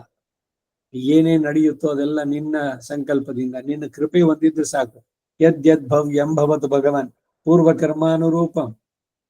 ಹೀಗೆ ಪೂರ್ವಕರ್ಮದ ಫಲ ಇದು, ಸುಖ ದುಃಖ ನಾವಿಲ್ಲಿ ಅನುಭವಿಸುವಂತಹದ್ದು ಅನ್ನುವ ಅರಿವಿದ್ದವನು ಇದಕ್ಕೆ ಎಂದಿಗೂ ತಲೆ ಕೆಡಿಸ್ಕೊಳ್ಳಲ್ಲ. ಅದನ್ನೇ ಪೆರಿಯಾಳ್ವಾರ್ ಹೇಳಿದ್ರು, ಕೂರು ಶೋರಿ ವೈ ವೇಂಡೇನ್. ಕೂರು ಅಂದ್ರೆ ಬಟ್ಟೆ, ಶೋರು ಅಂದ್ರೆ ಅನ್ನ. ಅನ್ನನೋ ವಸ್ತ್ರನೋ ನಾನು ನಿನ್ನನ್ನು ಕೇಳೋಲ್ಲ. ಯಾಕೆಂದ್ರೆ ಯಾವಾಗ ನನ್ನನ್ನ ಈ ಜನ್ಮ ಪಡೆಯೋದಕ್ಕೆ ನೀನು ಮಾಡಿದ್ಯೋ ಅದರ ಜೊತೆಗೆ ಅದನ್ನೆಲ್ಲ ನೀನ್ ಮಾಡ್ಬಿಟ್ಟಿದ್ಯಾ. ಒಂದಗಳು ಹೆಚ್ಚಿರೋದು, ಒಂದಗಳು ಕೊರೆ ಇರೋದು, ಕಡಿಮೆನೂ ಆಗೋಲ್ಲ ಹೆಚ್ಚಿಗೆನೂ ಆಗೋಲ್ಲ. ಎಲ್ಲ ನಮ್ಮ ಹಿಂದಿನ ಕರ್ಮದಂತೆ ಇವೆಲ್ಲ ಬರುತ್ತೆ. ಅದರಿಂದ ಇದಕ್ಕೇನು ತಲೆ ಕೆಡಿಸ್ಕೋಬೇಕಾಗಿಲ್ಲ. ಇದು ಒಂದು ಕರ್ಮದ ಬಗ್ಗೆ ತಿಳಿದು. ಎರಡನೇದು, ನಿಮ್ಮನ್ನ ನೀವು ಭಗವಂತನಿಗೆ ಒಪ್ಸಿದ್ರೆ ನಿಮ್ಮದು ಹಿಂದಿರ್ಬಹುದು. ಅವನು ಯಾವ ಕೊಡ್ತಾನೋ ಕೊಡ್ಲಿ, ದೇವರೇ ಅಂದ್ರ ಕೊಡ್ಲಣ್ಣ, ಕೊಡದಿದ್ರೆ ಬಿಡ್ಲಣ್ಣ. ನಾವೆಲ್ಲ ಅವನಿಗೆ ಬಚ್ಚ, ಅವನಿಗೆ ಸಂಬಂಧ. ಅವನು ಹಾಕಿದ್ದಾಳ್ದಂಗೆ ಕಣ್ಣು ಮುಚ್ಕೊಂಡು ಏಳ್ದಂಗೆ ಇರೋದು ರತ್ನ ಪ್ರಪಂಚ. ಎಷ್ಟು ಸುಲಭವಾಗಿ ವಿಶಿಷ್ಟಾದ್ವೈತ ಸಿದ್ಧಾಂತವನ್ನ JP ರಾಜರತ್ನಂ ಹೆಂಡು ಕುಡುಕ ರತ್ನ ಅಂತ ಹೇಳಿ 4 ಲೈನಲ್ಲಿ ತಿಳಿಸ್ಬಿಡ್ತಾರೆ. ಇಷ್ಟೇ. ಏನು ಬರುತ್ತೋ ಎಲ್ಲ ಭಗವಂತ ಇದ್ದಾನೆ ನಮ್ ಜೊತೆಗೆ. ನನಗೆ ಅನುಭವಿಸ್ತಾ ಇರೋದು ಬೇರೆಯವರು ಇನ್ನೇನು ಹೆಚ್ಚಿಗೆ ಮಾಡ್ತಾ ಇದ್ದಾರೆ ಅಂದ್ರೆ ನಮ್ಮ ಕರ್ಮದ ಪ್ರಕಾರ. ಸೊ ಇವನಿಗೇನು ತಲೆಗೆಡ್ಸ್ಕೊಳ್ಳಿ. ಈಗ ಯಾರೋ ರಸ್ತೆನಲ್ಲೋ ಇನ್ಯಾರೋ 4 ಮನೆ ಕಟ್ಟಿದ್ರು, ಅಂತಸ್ತು ಮೇಲೆ ಅಂತಸ್ತು, ಇನ್ನೊಂದು ಹೊಸ ತಗೊಂಡ್ರು, ಹೊಸದಾಗಿ ನಮ್ಗೆ ಏನಾರು ಅನ್ಸುತ್ತಾ? ಸಂತೋಷ, ಅವನ್ ಕೊಟ್ಟಿಟ್ಟಿದ್ದ. ನಮ್ಗೆ ಯಾವಾಗ ಮತ್ತೆ ಈ ದುಃಖ ಆಗೋದು ಅಂತಂದ್ರೆ, ನಮ್ಮವರೇ ಆದವ್ರು ಯಾರು ನಮ್ಗಿಂತ ಚೆನ್ನಾಗಿರ್ಬಿಟ್ರೆ ತಡೆಯೋಕ್ಕಾಗಲ್ಲ. ಈ ಮಾತ್ಸರ್ಯಕ್ಕೆ ಮದ್ದೇನು ಅನ್ನೋದನ್ನು ವೇದಾಂತ ದೇಶಕರು ಹೇಳ್ತಾರೆ. ಇದನ್ನು ತಿಳಿಯೋ ನೀನು, ಈ ಕರ್ಮದ ಫಲ ಬರ್ತಾ ಇರೋದು ಅಂತ. ಅದು ತಿಳಿದ್ರೆ ಅವನ ಅಣ್ಣನೋ ತಮ್ಮನೋ ಇಲ್ಲಿ ಯಾರೋ ಬಂಧುನೋ ಜ್ಞಾತಿನೋ ಅವನು ಚೆನ್ನಾಗಿದ್ದಾನೆ ಅಂದ್ರೆ ಸಂತೋಷ ಪಡಿ. ಅದನ್ನ ಯಾಕೆ ಹೊಟ್ಟೆ ಉರಿ ಯಾಕಾಗ್ಬೇಕು? ಅವನು ಒಂದ್ ಕಾರ್ ಇಟ್ಕೊಂಡಿದ್ದಾನೆ, ಭಗವಂತ ಅವನ ಹೆಂಡತಿಗೂ ಇನ್ನೊಂದು ಕಾರ್ ಕೊಡು, ಎಲ್ಲ ಬ್ಯುಸಿಯಾಗಿರ್ತಾರೆ ಪಾಪ, ಎಲ್ಲ ಚೆನ್ನಾಗಿರ್ಲಿ. ಈಗ ಹರ್ಸಿದ್ರೆ ಆ ಮಾತ್ಸರ್ಯ ಮದ್ದಿದು. ಇಷ್ಟೇ, ಬಹಳ ಸುಲಭ. ನನಗ್ ಬರ್ಲಿಲ್ಲ ಅಂದ್ರೆ ನಾ ಕೊಟ್ಟಿರ್ಲಿಲ್ಲ, ಅವನು ಕೊಟ್ಟಿಟ್ಟಿದ್ದ ಹಿಂದಿನ ಜನ್ಮದಲ್ಲಿ, ಅವನಿಗೆ ಅದೆಲ್ಲ ಸಿಕ್ತು, ನಮಗೆ ಇಲ್ಲ ಅಷ್ಟೇ. ಸೊ ಅದರಿಂದ ಮಾತ್ಸರ್ಯಕ್ಕೆ ಅಲ್ಲಿ ಇಲ್ಲ. ಮೂಲತಃ ಅದನ್ನ ವಿಚಾರ ಮಾಡಿಬಿಟ್ರೆ ಹೀಗೆ ಕಾಮ ಡಿಸೈರ್ಸ್, ಏನೋ ಒಂದು ತಿನ್ಬೇಕು ಅಂತಂದಾಗ ವಸ್ತು ವಿಚಾರ, ಅದು ಎಲ್ಲಿ ಮಾಡಿದ್ದು ಏನು, ಅದೇನು ಭಗವತ್ ಪ್ರಸಾದವೇ, ಅದು ತಿಂದ ಮೇಲೆ ನಿಮ್ ಶರೀರದ ಮೇಲೆ ಹೆಂಗಾಗತ್ತೆ ಪರಿಣಾಮಗಳು, ಇವೆಲ್ಲ ಅನಲೈಸ್ ಮಾಡಿಬಿಟ್ಟು ಆಮೇಲೆ ನೋಡಿ, ಇವಾಗ ತಿಂದ್ರೆ ಗ್ಯಾಸ್ಟ್ರಿಕ್ ಇರಿಟೇಷನ್ ಮತ್ತೊಂದು ಇವೆಲ್ಲ ಬಹಳ ಜಾಸ್ತಿ ಆಗತ್ತೆ ಅಂತಂತ ಅದು ಚೆನ್ನಾಗಿ ಗೊತ್ತಾಯ್ತು ಅಂತ ಅದ್ರ ಮೇಲೆ ತಿನ್ನೋ ಬಾಯ್ಕೆ ಹೋಗುತ್ತೆ. ಇದು ಕಾಮಕ್ಕೆ ಮೆಡಿಸಿನ್ ಏನು ಅಂದ್ರೆ ವಸ್ತು ವಿಚಾರ. ಒಂದೊಂದಕ್ಕೂ ಕೂಡ ಬಹಳ ಚೆನ್ನಾಗಿ ಹೇಳ್ತಾರೆ. ಸಂಕಲ್ಪ ಸೂರ್ಯೋದಯದಲ್ಲಿ ಬಹಳ ಸುಂದರವಾಗಿ ಇವೆಲ್ಲ ಬರುವಂತಹದ್ದು, ದೇಶಿಗರು ಹೇಳುವಂತಹದ್ದು. ಸೊ ಅದರಿಂದ ಭಗವಂತನ ನಾಮ ಸಂಕೀರ್ತನೆ ಇದೆಯಲ್ಲ, ಇದಕ್ಕಿಂತ ಬಹಳ ಸುಲಭ ಮಾರ್ಗ ಇಲ್ಲ. ಭಕ್ತಿ ಶುರುವಾಗ್ಬೇಕಾದ್ರೆ ಇದು ನಾಮಸ್ಮರಣ ತನ್ಯೋಪಾಯಂ ನಹಿ ಪಶ್ಯಾಮೋ ಭವತರಣೆ ರಾಮ ಹರೇ ಕೃಷ್ಣ ಹರೇ ತವ ನಾಮ ವದಾಮಿ ಸದಾ ನೃಹರೇ. ಕಲಿಯುಗದಲ್ಲಿ ನಾಮ ಸಂಕೀರ್ತನ, ನಾಸ್ತ್ಯೇವ ಗತಿರನ್ಯತ, ಬೇರೆ ಗತಿ ಇಲ್ಲ. ಯಜ್ಞ ಯಾಗ ಅದು ಇದು ಇವೆಲ್ಲ ಬೇಡ. ನಿಮ್ಮ ವರ್ಣಾಶ್ರಮ ಧರ್ಮಗಳನ್ನು ಆಚರಿಸ್ಕೊಂಡು ನಿಯತವಾಗಿ ಮಾಡಿ. ವಿಷ್ಣು ಸಹಸ್ರನಾಮ ದಿವಸಕ್ಕೆ 3 ಸಲ ಹೇಳಿ. ಶಾರ್ಟ್ ಕಟ್ಗಳು ಬೇಡ.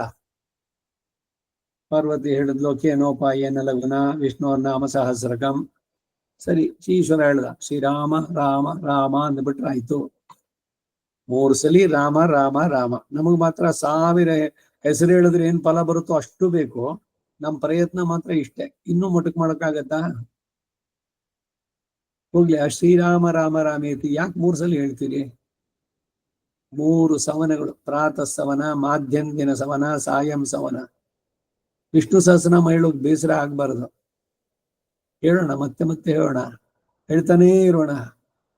ಅಖಂಡ ಪಾರಾಯಣ ಅಂತ ಮಾಡ್ತಾರೋ ಇಲ್ವಾ? ಭೀಷ್ಮ ಏಕಾದಶಿ ಅವತ್ತಿನ ದಿವಸ ವಿಷ್ಣು ಸಹಸ್ರನಾಮ ಉಂಟಾಗಿದ್ದು.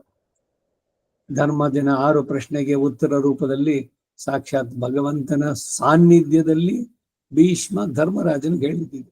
ಕೋ ಧರ್ಮ ಸರ್ವಧರ್ಮಾಣ ಭವತಃ ಪರಮೋಮತಃ ಕಿಂ ಜಪನ್ ಮುಚ್ಯತೆ ಜಂತು ಜನ್ಮ ಸಂಸಾರ ಬಂಧನಾತ್ ಜಗತ್ ಪ್ರಭುಂ ದೇವದೇವಂ ಅನಂತಂ ಪುರುಷೋತ್ತಮಂ ಸ್ತುವನ್ನಾಮ ಸಹಸ್ರೇಣ ಪುರುಷ ಸತತೋತ್ಥಿತಃ.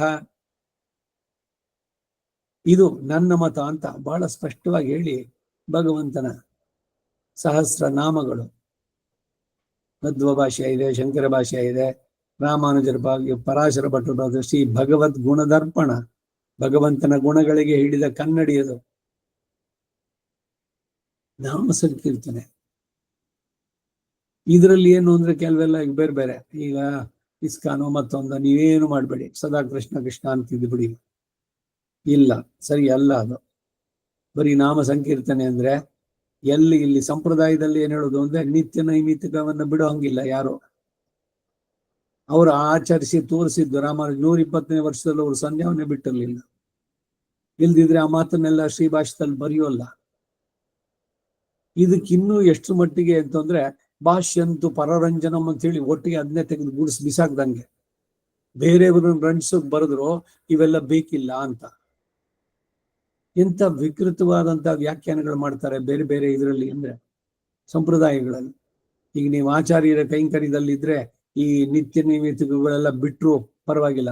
ಬಿಟ್ರೆ ಅಲ್ಲಿ ಸಂಧ್ಯಾ ವಿಹೀನ ಅಶುಚಿ ನಿತ್ಯಂ ಅನರ್ಹ ಸರ್ವಕರ್ಮಸು ಆ ಮಾತುಗಳೆಲ್ಲ ವ್ಯರ್ಥವಾಗ್ಬಿಡುತ್ತೆ.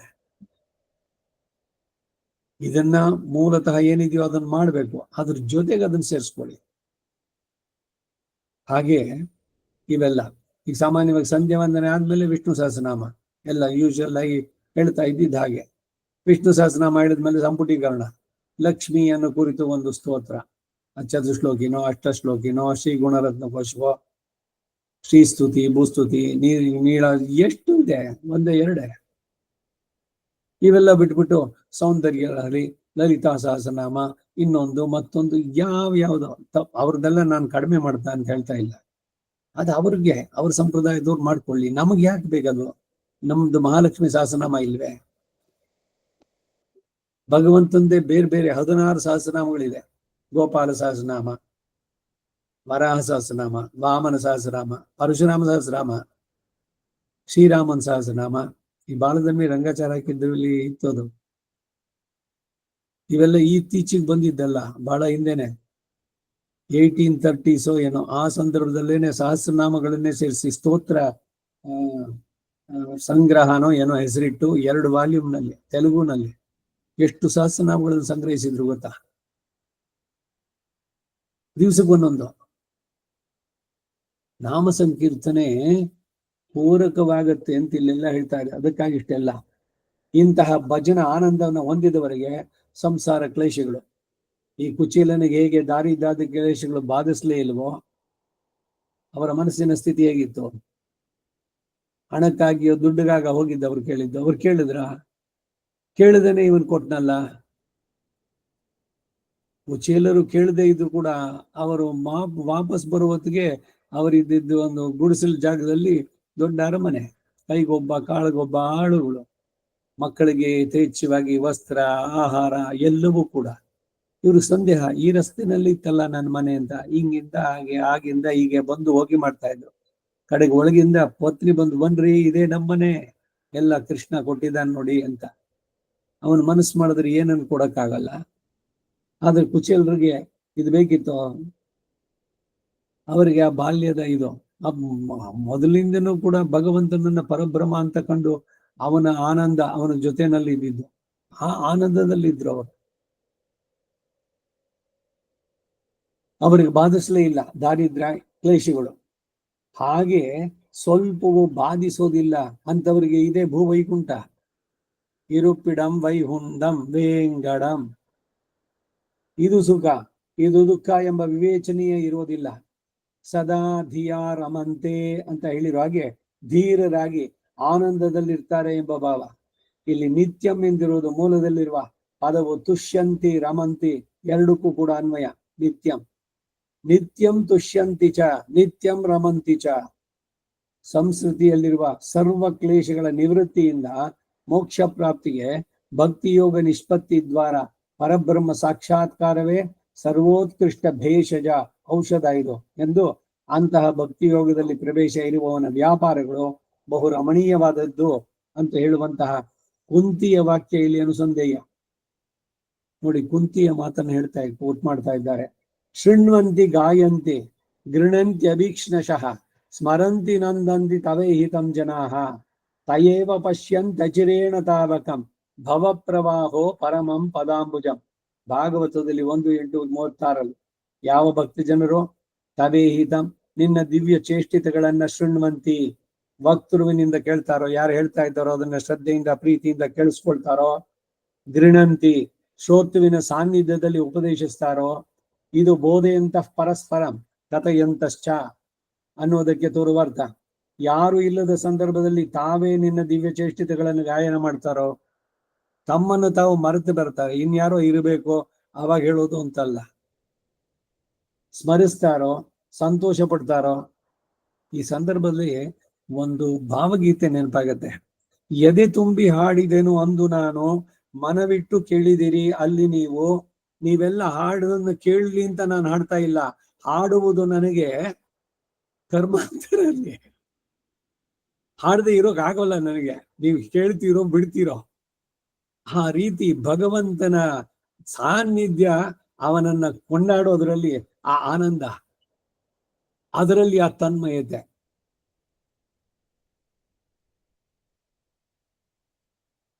ಇದು ಬೋಧೆಯಂತಹ ಪರಸ್ಪರಂ ಕಥೆಯಂತಶ್ಚ ಅನ್ನೋಲ್ಲಿ ತೋರುವ ಅರ್ಥ.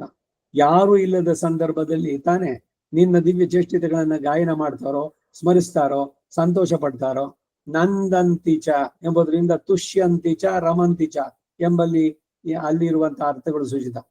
ತಯೇವ ಅಂತಹ ಭಕ್ತಿಗಳಾದ ಮುಮುಕ್ಷುಗಳಾದ ಯೋಗಿಗಳೇನೆ ಭಗವತ್ ಚರಣಾರವಿಂದ ಸಾಕ್ಷಾತ್ಕಾರವನ್ನು ಶೀಘ್ರವಾಗಿ ಪಡೆದವರಾಗಿ ಸಂಸಾರದ ಪ್ರವಾಹದ ಶಾಂತಿಯನ್ನು ಹೊಂದ್ತಾರೆ ಎಂದು ಕುಂತಿ ಸ್ತೋತ್ರ ಮಾಡ್ತಾಳೆ. ಈ ಶ್ಲೋಕದಲ್ಲಿ ಹೇಳಿರೋ ಅಭಿಪ್ರಾಯವೇ ಹಿಂದೆಯೇ ಸತತಂ ಕೀರ್ತಯಂತೋ ಮಾಂ, ಭಗವದ್ಗೀತೆ 9ನೇ ಅಧ್ಯಾಯದ 14ನೇ ಶ್ಲೋಕ, ಅಲ್ಲೂ ಕೂಡ ಸ್ವಲ್ಪ ಮಟ್ಟಿಗೆ ಸೂಚಿಸಿತ್ತು ಅಂದ್ರು. ಈಗ ಈ ಶ್ಲೋಕಕ್ಕೆ ರಾಮಾನುಜರ ಭಾಷ್ಯ.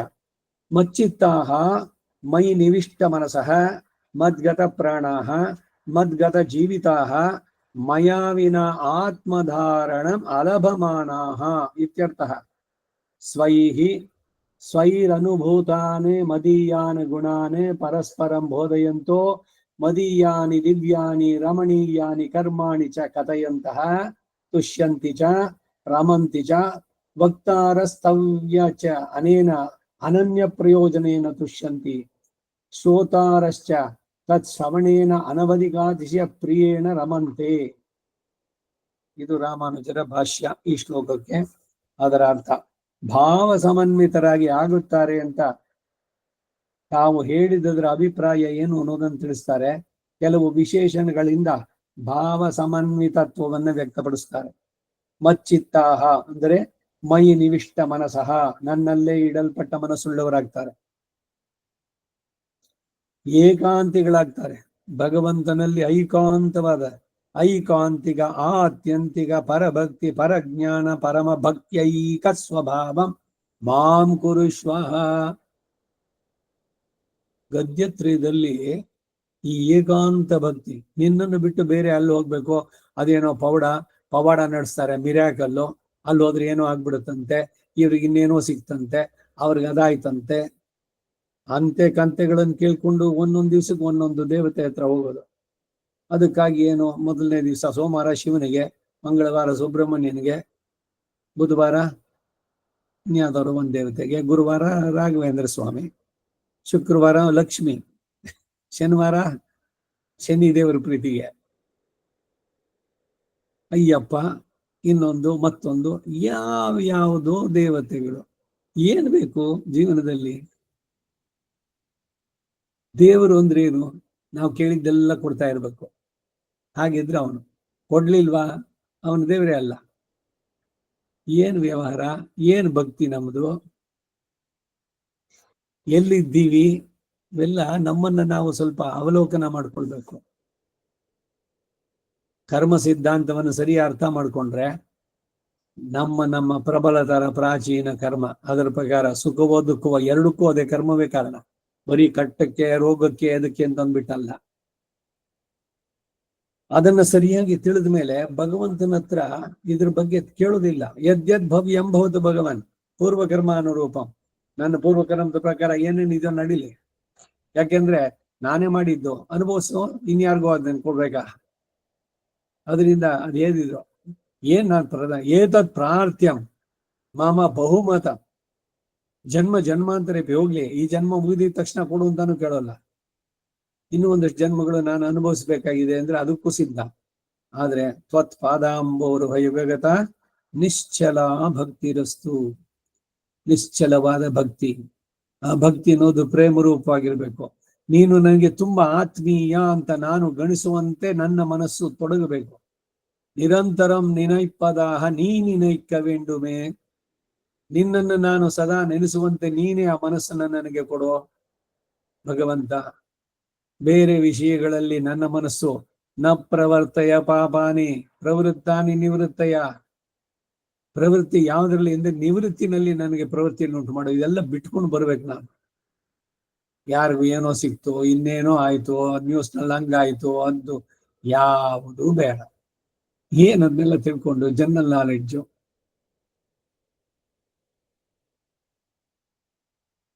ನಮ್ಮ ಆತ್ಮದ ಉದ್ಧಾರಕ್ಕೆ ಏನಾದ್ರು ಉಪಯೋಗ ಆಗುತ್ತಾ? ನಾವಿಂದ ಅನಂತರಂಗಾಚಾರ ಕಾಲಕ್ಷೇಪದಲ್ಲಿ ಇದ್ದಾಗ ಹೇಳ್ತಾ ಇದ್ದು, ಯಾರೋ ಒಬ್ಬ ಪಾಶ್ಚಾತ್ಯ ದಾರ್ಶನಿಕ ಹೇಳಿದ್ದ, ನಿಮ್ ಮನಸ್ಸು ನೆಮ್ಮದಿಯಾಗಿರ್ಬೇಕಾ, ಪೇಪರ್ ಓದಬೇಡಿ ಅಂತ, ನ್ಯೂಸ್ಗಳನ್ನು ಕೇಳಬೇಡಿ ಅಂತ. ಅಯ್ಯೋ, ನ್ಯೂಸ್ ಕೇಳದೆ ಇರ್ಲಿಕ್ಕಾಗತ್ತಾ? ಇನ್ ನೋಡಿ ಏನಾಗತ್ತೆ? ಕಾಫಿ ಕುಡಿದೆ ಇರ್ಲಿಕ್ಕಾಗತ್ತಾ? ಬಿಟ್ಟು ನೋಡಿ, ಒಂದ್ ದಿವ್ಸ ಪ್ರಾಣ ಹೋಗುತ್ತಾ? ಈ ಪ್ರಯೋಗಗಳನ್ನು ಮಾಡಕ್ ನಾವು ಸಿದ್ಧರಿರ್ಬೇಕು. ಅಯ್ಯೋ ಸಾಧ್ಯ ಇಲ್ಲ,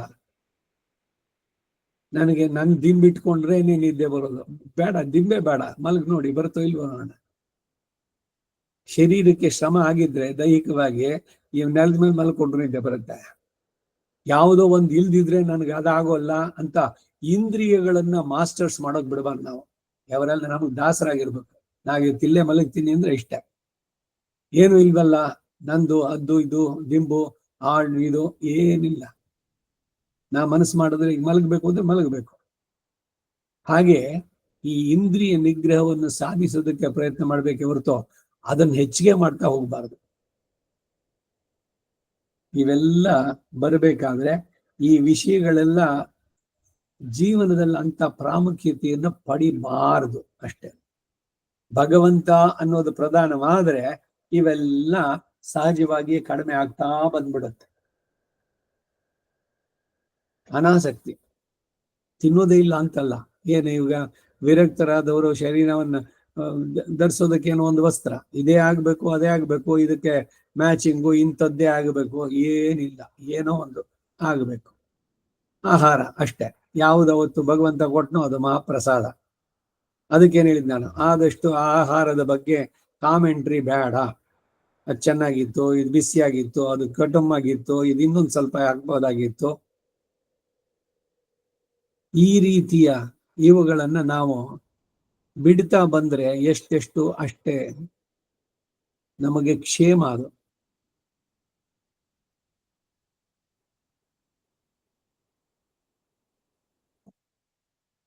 ಪರಮಾತ್ಮನಿ ಯೋ ರಕ್ತಃ ವಿರಕ್ತಃ ಅಪರಮಾತ್ಮನಿ. ಪರಮಾತ್ಮನಲ್ಲದವರ ಇದರಲ್ಲಿ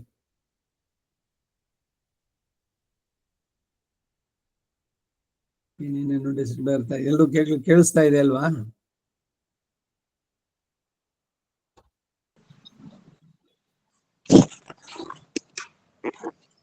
ಕೇಳಿಸ್ತಾ ಇದೆಯಾ? ಕೇಳಿಸ್ತಾ ಇದೆ ಮಾಮ. ಸರಿ.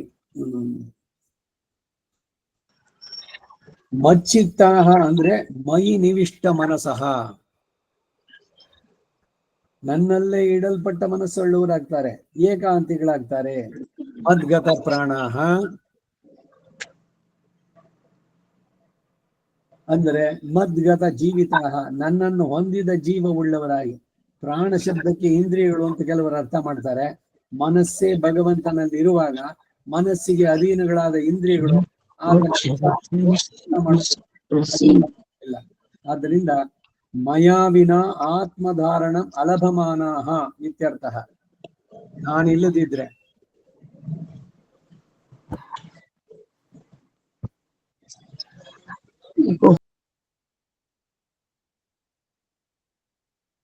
ಭಗವಂತನ ದರ್ಶನ ಅಥವಾ ಅವನ ನಾಮ ಸಂಕೀರ್ತನೆ ಮಾಡಿದೆ ಪಟ್ಟಿನಿ ನಾಳೆ ಅಂದ್ರು ಆಳ್ವಾರು. ಯಾವತ್ತು ನಾನು ಭಗವಂತನ ಕೊಂಡಾಡೋದಿಲ್ವೋ ಅವತ್ತು ನನಗೆ ಉಪವಾಸ. ಪ್ರತಿದಿನ ಹಾಡ್ತಾ ಇದ್ರೆ ಅದೇನೆ. ಈ ರೀತಿ ಸಂತರ ಜೀವನ, ಆಳ್ವಾರಗಳು ಅವರುಗಳಲ್ಲಿ ನೋಡಿದಾಗ ಯಾವುದಕ್ಕೆ ಅವರು ಪ್ರಾಶಸ್ತ್ಯವನ್ನು ಕೊಟ್ರು ಅನ್ನೋದೆಲ್ಲ ಬರುವಂತಹದ್ದು. ಮೈವಿನ ಆತ್ಮಧಾರಣ ಅಲಭಮಾನಃ, ನಾನು ಇಲ್ದಿದ್ರೆ ತಮಗೆ ಪ್ರಾಣ ಧಾರಣೆಯೇ ಸಾಧ್ಯವಿಲ್ಲದ ಹಾಗೆ ಭಾವಿಸ್ತಾರೆ. ನೀರಿನಿಂದ ತೆಗೆದ ಮೀನಿನಂತೆ ಆಗುತ್ತೆ ಅವರ ಸ್ಥಿತಿ ಅನ್ನೋದು ತಾತ್ಪರ್ಯ. ಶ್ರೀ ಕುಲಶೇಖರರು ಕೂಡ ಈ ಅಭಿಪ್ರಾಯವನ್ನೇ ನಿತ್ಯಂ ತ್ವಚ್ಚರಣಾರವಿಂದ ಯುಗಳ ಧ್ಯಾನಾಮೃತಾಸ್ವಾದಿನ ಅಸ್ಮಾಕಂ ಸರಸೀರುಹಾಖ್ಯ ಸತತಂ ಸಂಪದ್ಯತಾಂ ಜೀವಿತಂ ಅನ್ನುವ ವಾಕ್ಯದಲ್ಲಿ ತೋರ್ಪಡಿಸಿದ್ದಾರೆ. ಇಲ್ಲಿ ಬೋಧೆಯಂತಹ ಕಥೆಯಂತಹ ಎಂಬ 2 ಪದಗಳು ಪೃಥಕ್ಕಾಗಿ ಇರೋದ್ರಿಂದ ಅವುಗಳಿಗೆ ಬೇರೆ ಬೇರೆ ಅರ್ಥ ಕಲ್ಪಿಸೋದು ನ್ಯಾಯ ಎಂದು ತೋರಿಸಿ ವ್ಯತ್ಯಾಸವನ್ನು ತೋರಿಸ್ತಾರೆ.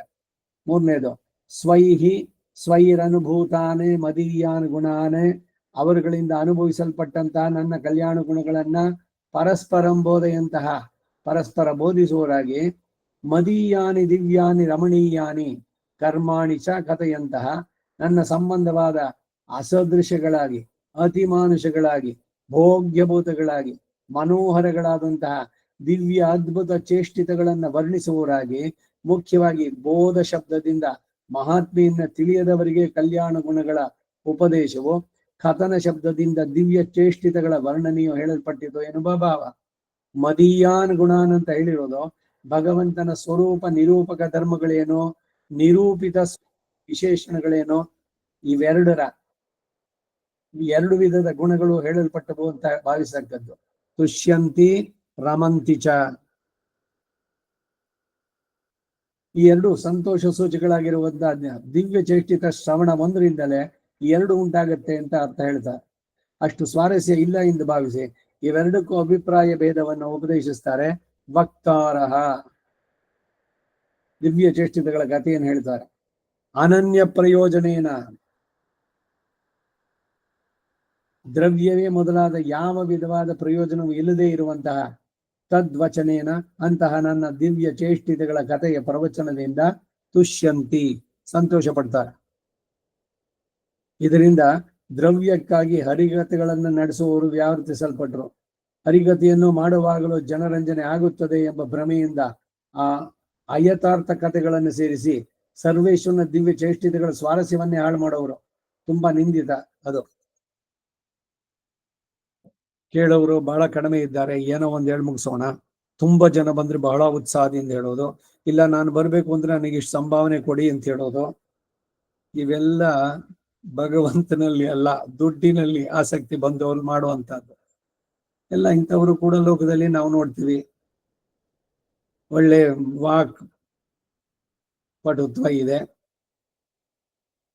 ಅದಕ್ಕಾಗಿ ಏನ್ ಕ್ಯಾಶ್ ಮಾಡೋದಕ್ಕೆ ನಾ ಬರ್ಬೇಕು ಅಂದ್ರೆ ಇಷ್ಟು ಸಹಸ್ರ ಕೊಡಿ, ಸ್ವಲ್ಪ ಹೆಸರು ಬಂತು ಅಂದ್ರೆ ನಾನು ಪಂಡಿತ, ಈ ರೀತಿ ಎಲ್ಲ ಇಲ್ಲೆಲ್ಲ ಒಬ್ರು ಇಬ್ರು ಅಲ್ಲ, ಈ ತರದೆಲ್ಲ ಕೇಳಿದಾಗ ಏನು ಯಾರನ್ನು ಬಿಟ್ಟಿಲ್ವೇ ಇದು ಅಂತ ಅಂದ್ಬಿಟ್ಟು. ವಿದೇಶ ಪ್ರವಾಸಗಳು ಯಾರೋ ಹೋದ್ರು, ಯಾರ್ದೋ ಮನೇಲಿದ್ರು, ಅವ್ರು ಬಹಳ ಸಂತೋಷದಿಂದ ಎಲ್ಲ ಮಾಡಿ ಅವ್ರು ಯಥಾಶಕ್ತಿ ಕೊಟ್ಟರೆ ಇನ್ನೊಂದು $500 ಇಡಿ ಅಂದ್ರಂತೆ. ಇಷ್ಟೆಲ್ಲ ವೈರಾಗ್ಯ ಇವೆಲ್ಲ ಹೇಳೋರು ಅವ್ರ ಮನೇಲಿದ್ದಾರೆ, ಎಲ್ಲವನ್ನೂ ನೋಡ್ಕೊಂಡಿದ್ದಾರೆ. ಆದ್ರೂ ಅವರಿಂದ ಇದು ಇನ್ಯಾರೋ ಎಲ್ಲೋ ಉತ್ತರದಲ್ಲಿ ಉಪನ್ಯಾಸ ಭಾಗವತ ಸಪ್ತಾಹ ಮಾಡ್ತೀನಿ ಅಂತ ಒಪ್ಕೊಂಡು ಅಲ್ಲಿ ಬರೋದಕ್ಕೆ ಇಷ್ಟು ಕೊಟ್ಟರು ಬರ್ತೀನಿ ಅಂತ ಏನೋ ಕಥೆಗಳು. ಈ ತರದೆಲ್ಲ ಕೇಳಿದಾಗ ಎಲ್ಲಿದ್ದೀವಿ ನಾವು?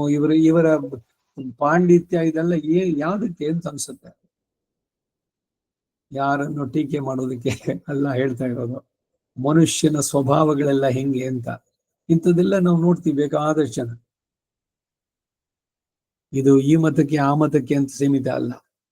ಯಾರಿಗೂ ಅವ್ರ ಬರ್ತ್ಡೇಗೆ ಕಾರೇ ಪ್ರೆಸೆಂಟ್ ಮಾಡಿದ್ರು, ಇನ್ಯಾರೋ ಒಂದು 5 ಲಕ್ಷ ಕೊಟ್ರೆ ಅದನ್ನ ಅವ್ರು ತಮ್ಮ ಅಕೌಂಟ್ಗೆ ಹಾಕೊಂಡ್ಬಿಟ್ರು ನನಗೆ ಅಂತ ಅಂದ್ಬಿಟ್ಟು ಅಸಂಸ್ಥೆಯಿಂದ, ಕಡೆಗೆ ಅಸಂಸ್ಥೆಯಿಂದ ಅವ್ರನ್ನ ತೆಗೆದ್ರು ಹೊರಗೆ.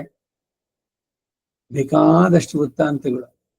ಹಣ ಅನ್ನೋದಕ್ಕೆ ಒಂದು ಬಂದ್ಬಿಟ್ರೆ ಈ ಎಲ್ಲ ಹೊರಟೋಗುತ್ತೆ. ಏನ್ ಇವಾಗ ಅಧ್ಯಾತ್ಮದ ಜ್ಞಾನ ಉಪನಿಷತ್ತುಗಳೆಲ್ಲ ಎಷ್ಟು ನೀರು ಕುಡ್ದಂಗೆ ಲೀಲಾಜಾಲವಾಗಿ ಎಲ್ಲ ಹೇಳಿದ್ದು ಮಾಡಿದ್ದು ಅಂತ ಎಲ್ಲ ತಿಳಿದು ಮಾಡಿ ಕೂಡ ಅರ್ಥಂ ಅನರ್ಥಂ ಭಾವಯ ನಿತ್ಯಂ, ಇದು ಎಷ್ಟು ಜನಕ್ಕಿದೆ? ಅಯೋಗ್ಯರು ಅಂದ್ರು ಒಂದ್ಸಲಿ ರಂಗಪ್ರಿಯರು. ಶ್ರಾದ್ದಕ್ಕೆ ಯಾರನ್ನೋ ಕರೆದ್ರು, ಪಂಚೆ ಕೊಟ್ರೆ 1,000 ಇಟ್ರೆ ನಾನ್ ಮಾತ್ರ ಮುಂದ್ ಪಂಕ್ತಿಗೆ ಬರ್ತೀನಿ ಅಂದ್ರು. ಸರಿ, ಆ ಸಲ ಕರೆದಿದ್ದಾಯ್ತಲ್ಲ ಕೊಟ್ಬಿಡಿ, ನೆಕ್ಸ್ಟ್ ಟೈಮ್ ಅವ್ರನ್ನ ಕರಿಬೇಡಿ, ಅವ್ರ ಅಯೋಗ್ಯರು ಅಂತ. ಕೊಡುವಾತ ಬಿಡುವಾತ ನಮ್ಮ ಒಳಗೆ ಏನು? ನಮ್ಮದ ಪ್ರಕಾರ ಅಯ್ಯೋ ನೋಡಿ ಅವ್ರು ಕೇಳಿದ್ರು, ಅವ್ರಿಗೆ ಅಷ್ಟೆಲ್ಲ ಕೊಟ್ರು, ಇವ್ರು ಏನು ಕೇಳೋಲ್ಲ, ಇವ್ರಿಗೆ ಇಷ್ಟೇನೆ. ಇನ್ಯಾರು ಹೇಳ್ತಾರೆ ಅಂದ್ ಮಾಮ ಕೊಟ್ಟು ರೊಂಬ ನನ್ನ ಪಣ್ಕಿರ ಅನ್ನಕ್ ಒಂದು ಕೀಕಿರೋದಿಲ್ಲ, ಸೊಲ್ಯೂಟಾಗಿ ಆಚೆ ಮಾಡ್ಕ, ಅಯ್ಯೋ ತುಂಬಾ ನನ್ನ ಪಂಚಿಂಗೋ ಮಾಮ ಅಂತಂದ್ಬಿಟ್ಟು ಅಂತ. ಇವ್ರು ಚೆನ್ನಾಗಿ ಮಾಡಿಸಿದ್ರು, ಅವ್ರು ದುಡ್ಡು ಕೊಟ್ಟಿದ್ದು ಎಷ್ಟೋ ಭಗವಂತ ಕೊಟ್ಟಿದ್ದು ಅಂತ ಬಂದ್ರು, ಇವ್ರಿಗೇನು ಅದರಲ್ಲಿ ಆಗ್ಲಿಲ್ಲ. ಆದ್ರೆ ಯಾರು ಕೊಡುವಂತ ಯಜಮಾನ ಕೊಡೋಕಿದ್ರು ಕೂಡ ಅದ್ರಲ್ಲಿ ಚೌಕಾಸಿ ಮಾಡಿದ್ರೆ ಅವನಿಗೆ ಭಗವಂತ ಅದ್ರಲ್ಲಿ ಮೊಟಕ್ ಮಾಡ್ತಾನೆ. ಇದು ವೇದದಲ್ಲೇ ಇದೆ. ಯದಿ ದಕ್ಷಿಣಾನ್ನ ನಿನಗೇತ್ ದುರಿಷ್ಠಗ್ಸ್ಯೋತ್ ಅಂತ. ಕೊಡುವಂತವರು ಯಥೇಚ್ಛವಾಗಿ ಹೆಚ್ಚಿಗೆ ಕೊಡ್ಬೇಕು. ಎಷ್ಟು ಕೊಡ್ಬೋದು ಅದಕ್ಕಿಂತ ಹೆಚ್ಚಿಗೆ. ಅವ್ರಿಗೆ ಎಷ್ಟು ಕೊಡ್ಬೋದು ಅಂತ ಇನ್ಯಾರೋ ಕೇಳಿದ್ರೆ, ಅಯ್ಯೋ ಕೂಡ 1500 ಪೋರು. ಇದರಿಂದ ಏನಾಗುತ್ತೆ ಗೊತ್ತಾ, ಯಾರು ಇದು ಹೇಳಿದ್ರು ಇವ್ರೇನೋ ಅವ್ರಿಗೆ ದುಡ್ಡು ಮುಗಿಸ್ಕೊಟ್ರು ಅಂತ ಇವ್ರ ಭಾವದಲ್ಲಿ, ಆ ದೋಷದಲ್ಲಿ ಇವ್ರು ಸೇರ್ಕೊಳ್ತಾರೆ. ಅವ್ರಿಗೆ ಮೊದಲು ಯಾರು ಅವ್ರು ಹೆಚ್ಚಿಗೆ ಕೊಡೋಕ್ ಸಿದ್ಧವಾಗಿದ್ರು, ಆದ್ರೆ ಇವ್ರು ಹೇಳಿದ್ರು ಇಷ್ಟು ಕೊಡು ಸಾಕು ಅಂತ. ಸೊ ಶ್ರೋತ್ರಿಯನಾದವರಿಗೆ ಇವರಿಗೆ ಯಾರು ಕೊಡಬೇಕು ಅಂತ ಕೇಳಿದ್ರೆ ನಿನ್ ಮನಸ್ಸಿಗೆ ಭಗವಂತ ಏನ್ ಹೇಳ್ತಾನೋ ಅದನ್ನು ಕೊಡು ಅಂತ ಹೇಳ್ಬೇಕೆ ಹೊರತು ಇಷ್ಟೇ ಕೊಡು ಅದ್ರ ಮೇಲೆ ಬೇಡ ಈ ತರ ಮಾತೆಲ್ಲ ಹೇಳಕ್ ಹೋಗ್ಬಾರ್ದು. ಏನೋ ನಾವು ಉದ್ಧಾರ ಮಾಡ್ತಿದೀವಿ ಅವ್ರನ್ನ ಅಂತ ನಮಗೆ ಸುಮ್ನೆ ನಾವು ಸಿಗಾಕೊಂಡು ಅದರಲ್ಲಿ ಇದಾಗುವಂತದ್ದು. ಯಾವ್ದಕ್ಕೋ ದುಡ್ಡು ಖರ್ಚು ಮಾಡಿರ್ತಾರೆ, ಇಲ್ಲಿ ಸಂತೋಷವಾಗಿ ಯಾಕೆ ಕೊಡಬಾರ್ದು? ಹಣ ಇದ್ದಾಗ ಅದ್ಯಾಕೆ ಅಲ್ಲಿ ಈ ಪುರೋಹಿತನಿಗೆ? ಇದು ಸೊಸೈಟಿ ಮಾಡುವಂತಹದ್ದು. ಪುರೋಹಿತರು ಹಿಂಗಾಗಿರೋದಕ್ಕೂ ಸೊಸೈಟಿನೇ ಕಾರಣ. ನಾನು ಇವರನ್ನು ಬ್ಲೇಮ್ ಮಾಡ್ತೀನಿ ಅಂತಲ್ಲ. ಇವರು ಕಲಿಯೋ ವಿಷಯವನ್ನ ರೀತಿಯನ್ನು ಚೆನ್ನಾಗಿ ಕಲಿಬೇಕು, ನಿಸ್ವಾರ್ಥವಾಗಿ ಹೋಗ್ಬೇಕು. ಅದಕ್ಕೇನೆ ಸಂಭಾವನೆ ಪುರೋಹಿತನಾದವನು ಹೇಳಬಾರದು ಅನ್ನೋದು ಇದಕ್ಕೇನೆ ನಮ್ಮ ಗುರುಗಳು ಹೇಳ್ತಾ ಇದ್ರು. ಬಹಳ ಪ್ರತಿ ಸಲ ಬಂದಾಗಲೂ ಈ ಚರ್ಚೆ ಅನೇಕ ಬಾರಿ. ಏನೇ ಆದ್ರೂ ಕೂಡ ಇಲ್ಲ, ನೀವು ನಿಮ್ಗೆ ಸಂಭಾವನೆ ಇಷ್ಟು ಅಂತ ಹೇಳ್ಬಿಟ್ರೆ ನೀವೊಬ್ಬ ಎಲೆಕ್ಟ್ರಿಷಿಯನ್ ಪ್ಲಂಬರ್ ಅವನಿಗಿಂತ in what way you are greater ಅಂತ ನೀವು ಇಷ್ಟು ಹೇಳೋದು. ಮಾಮ ಹದ್ನಾಡಿಯ ಕೊಂಚ ಕಡಿಮೆ ಪಡ್ಕೊಂಗೋ, ಏನ್ ಚೌಕಾಸಿನ ಅದು? ಅವನು ಹೇಳ್ತಾನೆ ಟ್ಯಾಪ್ ಫಿಕ್ಸ್ ಮಾಡೋಕೆ ಇಷ್ಟ ಆಗತ್ತೆ, ಅದು ಕಮೋಡ ಹಾಕೋದಕ್ಕೆ ಅಷ್ಟು ಅಂತ. ಏನೇ ಅಷ್ಟು ಹೇಳ್ಬಿಟ್ಟೆ ಇವ್ರು 50% ಕಡಿಮೆ ಕೇಳೋದು. ಇವ್ರು 50% ಕಡಿಮೆ ಕೇಳ್ತಾರಲ್ಲ, ಅವ್ನು ಮೊದಲೇ ಬೋರ್ಸ್ ಮಾಡ್ಬಿಟ್ಟಿರ್ತಾನೆ. 200 ರೂಪಾಯಿ ಇದಕ್ಕೆ 2000 ಅಂತ ಅನ್ನೋದು. ಕಡೆಗೆ 1000ಕ್ಕೆ ಬಂದ್ರೆ ಇವನು 200 ರೂಪಾಯಿ ಬಂದ್ರೆ ಇವ್ನಿಗೆ 1000 ರೂಪಾಯಿ ಬಂದಂಗೆ. ಈ ರೀತಿ ವ್ಯವಹಾರನ ಇದು ಭಗವಂತನಿಗೆ ಮಾಡುವಂತ ಯಜ್ಞ ಅದು. ಅದರಿಂದ ಗುರುಗಳು, ನಮ್ಮ ಗುರುಗಳು ಹೇಳ್ತಾ ಇದ್ದಿದ್ದನ್ನ ನಾನು ಪೂರ್ಣವಾಗಿ ಸಪೋರ್ಟ್ ಮಾಡ್ತೀನಿ. ನಾನು ಅದನ್ನು ಫಾಲೋ ಮಾಡ್ತಾ ಇದ್ದೀನಿ ಇಲ್ಲಿ ತನಕ. ಭಗವಂತನ ಕೃಪೆಯಿಂದ ನಮಗದು ಬರೋದು ಬೇಡ ಅಂತ, ಅವನು ಕೊಟ್ಟಿರೋದು ಸಂತೋಷ ಸಾಕು, ನೆಮ್ಮದಿಯಿಂದ ಇರೋದಕ್ಕೆ ಆಗಿದೆ ಅಷ್ಟು. ಆ ಕೃಪೆಗೆ ಭಗವಂತನ ಇದ್ ಮಾಡೋಣ, ಭಗವಂತನ ಕೈಂಕರ್ಯ ಅದನ್ನ ನಡೆಸೋಣ. ಈ ಭಾವದಲ್ಲಿ ನಡೆಸ್ಬೇಕೆ ಹೊರತು ಪುರೋಹಿತ ಇಷ್ಟು ಅಂತ ಹೇಳಬಾರ್ದು. ಯಾಕೆ ಅಂದ್ರೆ ಅವನನ್ನು ಬಿಟ್ಬಿಟ್ಟು ಬೇರೆ ವಿಚಾರ ಕೊಟ್ಟೋಯ್ತು, ಅಲ್ಲಿ ಹಣದ ಕಡೆಗೆ ಬಂದ್ಬಿಡ್ತು. ಹಾಗೆ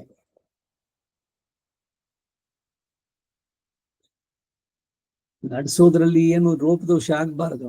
ಭಗವಂತನ ಬಗ್ಗೆ ಗುಣಾನುಭವ ಅದನ್ನ ಮಾಡ್ಬೇಕು.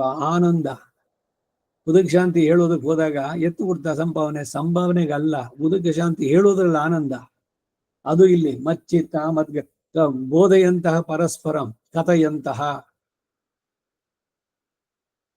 ಒಂದು ವೇದ ಪಾರಾಯಣವು, ಅದರಲ್ಲಿ ತನ್ಮಯತೆ, ಅದರ ಆನಂದವನ್ನ ನೀವು ಅನುಭವಿಸ್ಬೇಕೆ ಹೊರತು ಅವ್ರು ಇಷ್ಟು ಕೊಡ್ತಾರೆ ದುಡ್ಡು ಅದಕ್ಕೆ ಲೇಬಲ್ ಹಾಕೋದಲ್ಲ.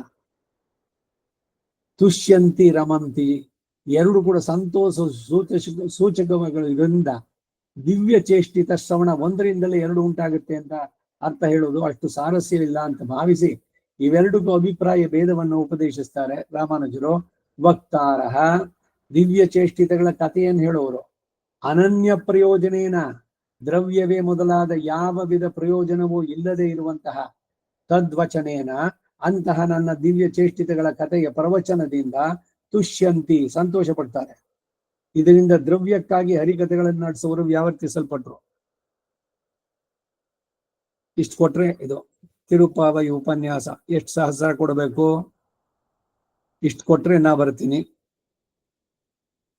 ಎಲ್ಲವೂ ಬರೀ ಹಣಕ್ಕಾದ್ರೂ ಹೋಗ್ತದೆ. ಹರಿಕಥೆಯನ್ನು ಮಾಡುವಾಗ ಜನರಿಗೆ ಮನರಂಜನೆ ಆಗತ್ತೆ ಅಂತ ಭ್ರಮೆಯಿಂದ ಅಯಥಾರ್ಥವಾದ ಕಥೆಗಳನ್ನು ಏನೇನೋ ಸೇರಿಸಿ ಹೇಳ್ಬಿಡೋದು. ಈ ಹರಿಕಥೆ ಸಿಗ್ನಿಫಿಕೆನ್ಸ್ ಹೋಗಿದೆ ಹಾಗೆ. ಯಾವ್ಯಾವ್ದೋ ಕಥೆಗಳು ಎಲ್ಲಿ ಸಿಕ್ತವ್ರಿಗೆ ಅದು ಜನಗಳಿಗೆ ಮನಸ್ಸಿಗೆ ರಂಜನೆ ಆಗುತ್ತೆ ಅಂತ, ಏನೋ ಮನಸ್ಸು ರಂಜನೆ ಆಗುತ್ತೆ ಅಂತ ಏನೇನೋ ಹೇಳೋದೆ. ಕಾಲಕ್ಷೇಪಕ್ಕೂ ಹರಿಕತೆಗೂ ವ್ಯತ್ಯಾಸ ಇದೆ. ಕಾಲಕ್ಷೇಪದಲ್ಲಿ ಅಂದ್ರೆ ರಾಮಾನುಜನ ಮಾತು ಬಿಟ್ಟು ಆ ಕಡೆ ಈ ಕಡೆ ಇಲ್ಲ, ಅದಕ್ಕೆ ಪೂರಕವಾಗಿ ಏನಿದ್ರು ಕೂಡ ಅದನ್ನ ಸ್ಪಷ್ಟೀಕರಿಸೋಕೆ, ದೃಢೀಕರಿಸೋಕೆ ಹೇಳುವಂತ ಮಾತುಗಳಾಗ್ಬೇಕೆ ಹೊರತು ಅದಕ್ಕೆ ವಿರುದ್ಧವಾದ ಮಾತುಗಳು ಬರಬಾರ್ದು. ಶ್ರೋತಾರಶ್ಚ ಕೇಳುವರಾದ್ರೂ ಅನವಧಿಕಾತಿಶಯ ಪ್ರಿಯೇಣ, ಅನವಧಿಕವಾದ ಅವಧಿ ಇಲ್ಲದಷ್ಟು ಹೆಚ್ಚು ಪ್ರಿಯವಾಗಿರುವ ತತ್ ಶ್ರವಣೇನ, ಆ ದಿವ್ಯ ಕಥಾ ಶ್ರವಣದಿಂದ ರಮಂತೆ ಆನಂದಿಸ್ತಾರೆ. ತಲ್ಲೀನರಾಗ್ಬೇಕು ಕೇಳ್ತಾ ಇದ್ರೆ, ಆಹಾ ತುಂಬಾ ಚೆನ್ನಾಗಿದೆ, ಬಹುದಾ ಶ್ರೋತವ್ಯಂ, ಬಹವ ಅನೇಕ ಬಾರಿ ಕೇಳೋಣ, ಅನೇಕರಿಂದ ಕೇಳೋಣ. ಇವೆಲ್ಲ ಅಡಿಗೆ ಮಾಡಿದವನಿಗೆ ತನ್ನ ಅಡಿಗೆಯ ಭೋಜನದಿಂದ ಉಂಟಾಗುವ ಸುಖಕ್ಕಿಂತಲೂ ಭೋಜನಕ್ಕೆ ಬಂದವರಿಗೆ ಹೇಗೆ ಹೆಚ್ಚು ಸುಖವೋ ಹಾಗೆ ನಿಸ್ಪೃಹವಾಗಿ ಹರಿಕತೆಯನ್ನು ಯಥಾರ್ಥವಾಗಿ ನಡೆಸುವವರಿಗೆ ಸುಮ್ಮನೆ ಸುಖ ಮಾತ್ರವಾದರೂ ಕೇಳುವವರಿಗೆ ಪರಮ ಆನಂದ ಉಂಟಾಗುತ್ತೆ ಎಂಬ ಭಾವವು ಇಲ್ಲಿ ಸೂಚಿತ. ನಡೆಸುವ ಕಾರ್ಯ ಭಗವತ್ ಕೈಂಕರ್ಯ, ಅದು ಅದನ್ನ ಬಹಳ ಚೆನ್ನಾಗಿ ತಮ್ಮ ಶಕ್ತಿ ಯಥಾಮತಿ ಯಥಾಶಕ್ತಿ ಬಹಳ ಪ್ರೀತಿಯಿಂದ ಅದನ್ನ ಮಾಡಿದ್ರೆ ಭಗವಂತನು ಪ್ರೀತನಾಗ್ತಾನೆ, ಕೇಳಿದವರು ಕೂಡ ಆನಂದ ಪಡ್ತಾರೆ. ಮುಂದಿನ ಶ್ಲೋಕಕ್ಕೆ ಹೋಗೋಣ. 10ನೇ ಶ್ಲೋಕ.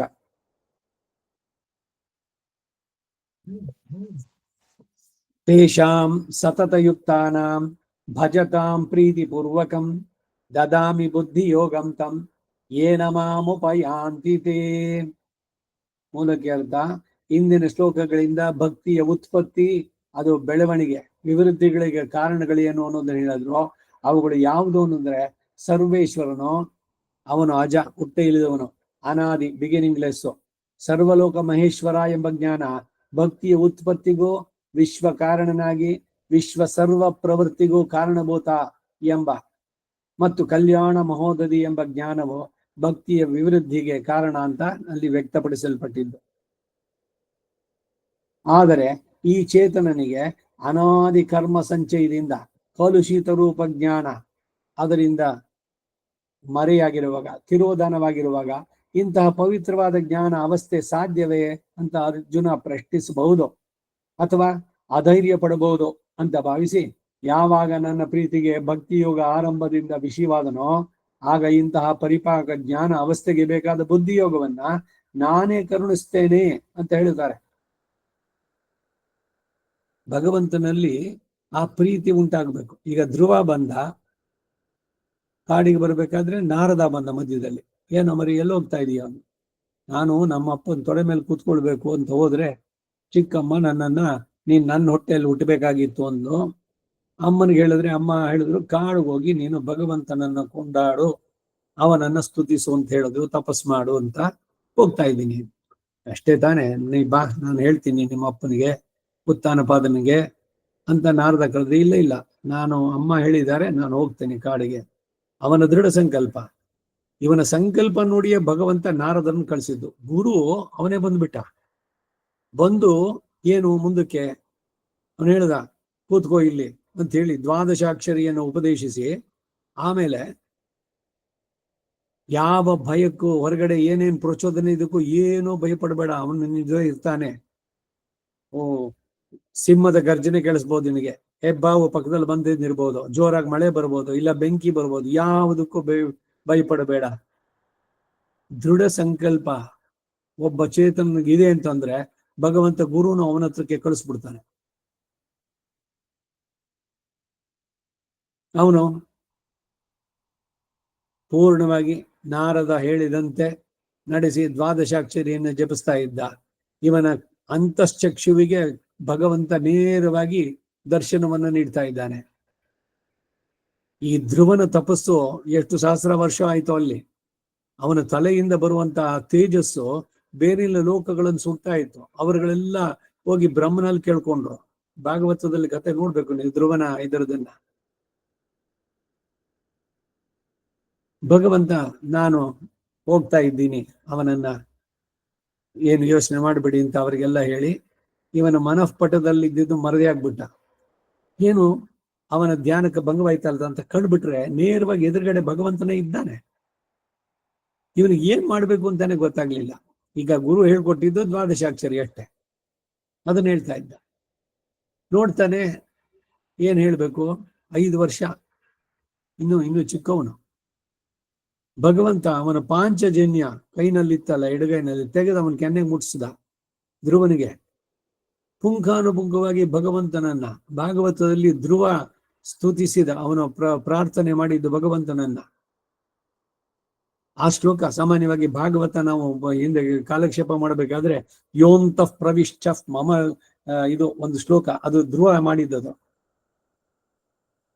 ಪ್ರಾಣಾಯ ತಸ್ಮೈ ನಮಃ ಅಂತ ಬರುತ್ತೆ, ಯೋಂತಃ ಪ್ರವಿಷ್ಟ ಮನಸ, ಇದರಲ್ಲಿ ಬರುತ್ತೆ.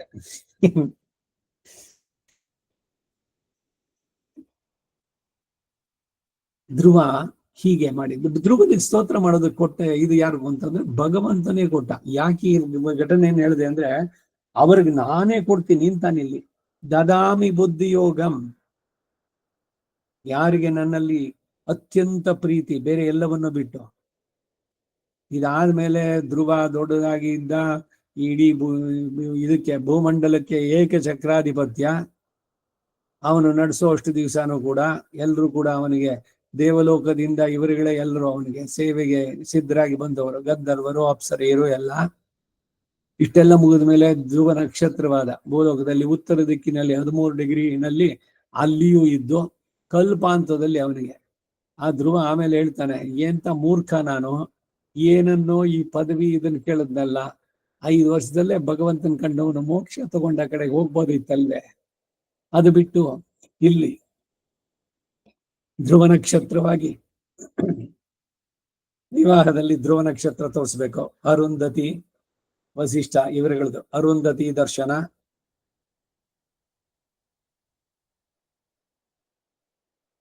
ಯಾರು ಮನಸ್ಸು ಪೂರ್ಣವಾಗಿ ಭಾವದಿಂದ ತುಂಬಾ ಆತ್ಮೀಯ ಭಗವಂತ ಅಂತ ಭಾವಿಸಿ ಅವನಲ್ಲಿ ವಿಶೇಷ ಇದನ್ನ ಮಚ್ಚಿತ್ತ ಮದ್ಗತ ಪ್ರಾಣಾಹ ಅನ್ನುವಂಥವ್ರಿಗೆ ಮಾಡಿದಾಗ ನಾನೇ ಕೊಡ್ತೀನಿ ಇಂದ ಅವನು. ಹೀಗೆಲ್ಲ ಹೇಳಿದ್ ಸಾಧ್ಯನೇ ಅಂತ ಕೇಳಿದ್ರೆ, ಹಿಂದೆ ಅರ್ಜುನನಿಗೆ ಚಂಚಲಮ್ಯ ಮನ ಕೃಷ್ಣ 6ನೇ ಅಧ್ಯಾಯದ 34ನೇ ಶ್ಲೋಕ ಅಲ್ಲಿ ಹೇಳಿ ಅಧೈರ್ಯವನ್ನು ತಿಳಿಸಿದ್ದ. ಆದ್ದರಿಂದ ಆತನಿಗೆ ಪೂರ್ಣ ನಂಬಿಕೆ ಉಂಟು ಮಾಡೋದಕ್ಕಾಗಿ ಅಂತಹ ಚಂಚಲ ಮನಸ್ಸನ್ನು ಕೂಡ ನಿಗ್ರಹಿಸುವ ಶಕ್ತಿ ಉಳ್ಳದ್ದು ಆತನ ಧರ್ಮಭೂತ ಜ್ಞಾನ, ಈ ಆತ್ಮನ ಧರ್ಮಭೂತ ಜ್ಞಾನ. ಅದು ಪವಿತ್ರವಾಗಿ ಈ ಮನಸ್ಸನ್ನು ವಶಪಡಿಸಿಕೊಳ್ಳುವ ಬುದ್ಧಿಯೋಗವನ್ನ ನಾನೇ ಅವನಿಗೆ ಅನುಗ್ರಹಿಸ್ತೇನೆ ಅಂತ ಹೇಳ್ತಾರೆ. ಭಾರತದ ಅಜಗರೋಪಾಖ್ಯಾನದಲ್ಲಿ ಅಗತ್ಯ ಶಾಪಗ್ರಸ್ತನಾದ ನಹುಷ ಅಜಗರನಾಗಿ ಯುಧಿಷ್ಠಿರನ ಕುರಿತು ಹೇಳ್ತಾನೆ. ಏನು ಅಂದ್ರೆ, ಬುದ್ಧಿರ್ಗುಣ ವಿಧಾನೇನ ಮನಸ್ತದ್ಗುಣವದ್ ಭವೇತ್, ಬುದ್ಧಿಯ ನಿಯಮಾನುಸಾರ ಮನಸ್ಸು ಪ್ರವರ್ತಿಸುತ್ತೆ. ಆರಣ್ಯಕದಲ್ಲಿ ವೇದದಲ್ಲಿ ಬರೋದು. ಆದ್ದರಿಂದ ಒಳ್ಳೆ ಬುದ್ಧಿಯೋಗವನ್ನ ಯಾವಾಗ ಕೊಟ್ಟ ಆಗ ಮಚ್ಚಿತ್ತಾಹ ಮದ್ಗತ ಪ್ರಾಣಃ ಆಗಿಯೇ ಆಗ್ತಾರೆ ಅಂತ ಹೇಳ್ತಾರೆ. ಯಾವಾಗ ತನ್ನನ್ನು ಹೊಂದಬೇಕು ಎಂಬ ಅಭಿಲಾಷಯುಕ್ತನಾಗಿ ಯೋಗವನ್ನು ಕೈಗೊಳ್ತಾನೋ ಆಗ ಅವನು ಯೋ ಮದ್ಭಕ್ತಃ ಸಮೇ ಪ್ರಿಯಃ ಅಂತ ಹೇಳಿರುವ ಹಾಗೆ ನನ್ನವನಾದ ಆತನನ್ನ ಕಡೆ ಹಾಯಿಸುವ ಭಾರ ನನ್ನದು.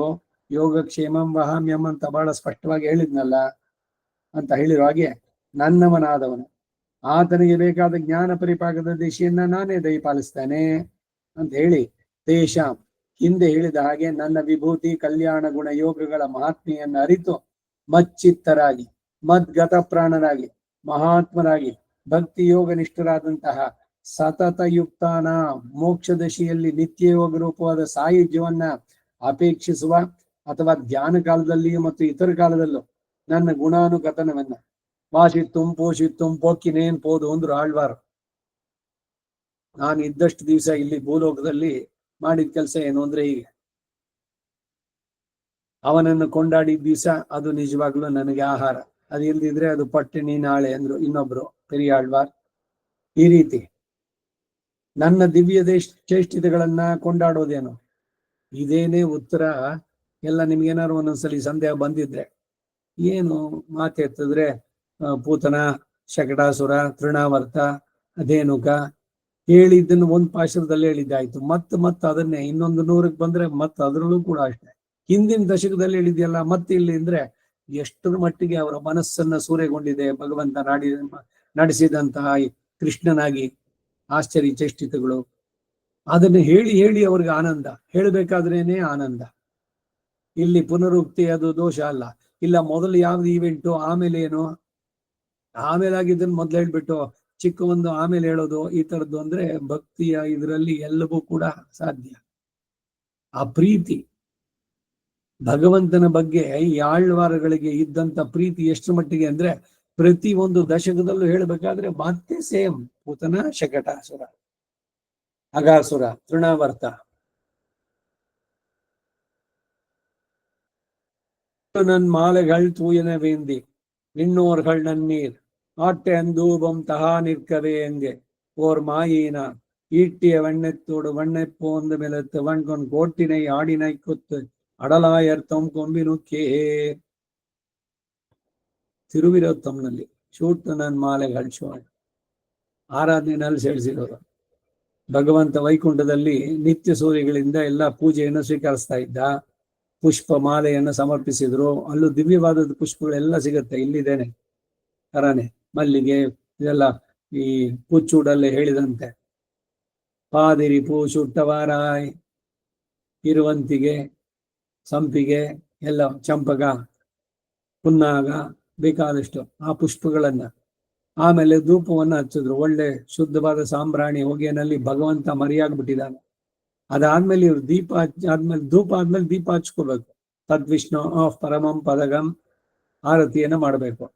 ಇವರು ಧೂಪ ಸಾಂಬ್ರಾಣಿ ಹಾಕಿ ದೀಪ ಹಚ್ಕೊಳ್ಳೋದ್ರೊಳಗೆ ಭಗವಂತ ವೈಕುಂಠ ಬಂದು ಯಶೋದೆ ಅಲ್ಲಿ ಬೆಳಿಗ್ಗೆ ವಸುದೇವ ದೇವಕಿಯರ ಮಗನಾಗಿ ಹುಟ್ಟಿ ಯಶೋದೆ ನಂದಗೋಪುರ ಇದ್ರಲ್ಲಿ ಬೆಳೆದು ಅಲ್ಲೆಲ್ಲ ಮಾಡಿ ಮಹಾಭಾರತವನ್ನು ನಡೆಸಿ ಲೋಕ ಭಾರವಾಗಿತ್ತಲ್ಲ, ಭೂಮಿಗೆ ಭಾರವಾಗಿದ್ದವರು ಅಧರ್ಮಿಗಳು, ಅವರುಗಳನ್ನೆಲ್ಲ ನಾಶ ಮಾಡಿ ಇವರು ಮಂಗಳಾರತಿ ಚೌತಿಗೆ ವಾಪಸ್ ಅದು ಸೇರ್ಬಿಟ್ಟಿದ್ದಂತೆ ಬಂದು. ಅದೇನೆ ಆ ಪಾಶುರದಲ್ಲಿ ಹೇಳುವಂತ ಉದ್ಗಾರ. ಇವನು ಮಾಯನ್ ಅಂತ ಹೇಳ್ಬೇಕಾದ್ರೆ. ಹಾಗೆ ಭಗವಂತನಲ್ಲಿ ಪೂರ್ಣವಾದ ಮನಸ್ಸು ಇರೋವರಿಗೆ ಇದು ಕೊಟ್ಬಿಡ್ತಾನೆ ಅವನು. ಬುದ್ಧಿರ್ಗುಣ ವಿಧಾನೇನ ಮನಸ್ತದ್ಗುಣವದ್ ಭವೇತ್ ಅಂತ ಹೇಳೋ ಹಾಗೆ ಬುದ್ಧಿ ಮನಸ್ಸು ಹೇಗಿದೆಯೋ ಆ ರೀತಿ ಪ್ರವರ್ತಿಸುತ್ತೆ. ಯಾವಾಗ ಇವನು ಮಚ್ಚಿತ್ತಾಹ ಮದ್ಗತ ಪ್ರಾಣಃ ಹಾಗೆ ಆಗ್ತಾನೆ ಅಂದ್ರೆ ಅದು ಯಾವಾಗ ತನ್ನನ್ನು ಹೊಂದಬೇಕು ಎಂಬ ಅಭಿಲಾಷಾಯುಕ್ತನಾಗಿ ಯೋಗವನ್ನು ಕೈಗೊಳ್ತಾನೋ. ಯೋಗ ಅಂದ್ರೆ ಏನು? ಅಲ್ಲಿ ಏನು ಇಲ್ಲ, ಬೈಕೇನೇ ಇಲ್ಲ. ಭಕ್ತಿ ಯೋಗ ಇದೆಲ್ಲ ಮಾಡಬೇಕಾದ್ರೆ ಎಲ್ಲವೋ ಭಗವದ್ ಪ್ರೀತಿ ಅರ್ಥ ಅಷ್ಟೇ. ಇದು ಮಾಡಿದ್ರೆ ಇದು ಪುಣ್ಯ ಸಿಗುತ್ತೆ, ಅದ್ ಮಾಡಿದ್ರೆ ಆ ಫಲ ಸಿಗತ್ತೆ. ಫಲದಲ್ಲಿ ಆಸಕ್ತಿ ಬೇಡ. ಅವ್ರು ಹೇಳುದು ಕರ್ಮಣ್ಯೇವ ಅಧಿಕಾರಸ್ಥೆ ಮಾ ಫಲೇಷು ಕದಾಚನ. ರಿಸಲ್ಟ್ ಓರಿಯೆಂಟೆಡ್ ಅನ್ನೋ ಪದ ತೆಗೆದ್ಬಿಡಿ. ಇಲ್ಲಿ ಅಧ್ಯಾತ್ಮದಲ್ಲಿ ಅದು ರಿಸಲ್ಟ್ ಓರಿಯೆಂಟೇಶನ್ ಅಲ್ಲ, ಅದು ಭಗವತ್ ಪ್ರೀತ್ಯರ್ಥಂ ಅನ್ನೋದೇನಷ್ಟೇ. ಹಾಗೆ ಮಾಡಿದಾಗ ಅದು ಯೋಗವಾಗತ್ತೆ. ಯಾವಾಗ ಫಲದಲ್ಲಿ ಆಸಕ್ತಿಯನ್ನು ಬಿಡ್ತೀರೋ, ಇಲ್ಲ ನಾನು ಮಾಡ್ತಾ ಇದ್ದೀನಿ ಅನ್ನುವ ಕರ್ತೃತ್ವ ತ್ಯಾಗ, ಸಂಬಂಧ ತ್ಯಾಗ, ಇದು ನನ್ನ ಕರ್ಮ, ಇದು ನಂದು, ಇವೆಲ್ಲ ಹೋಗ್ಬೇಕು. ನಾಹಂಕರ್ತ ನೇದಮ್ಮಮ ಕರ್ಮ ಫಲಮಪಿ ನ ಮಮ, ಆ ರೀತಿ ನಡೆಸಿದಾಗ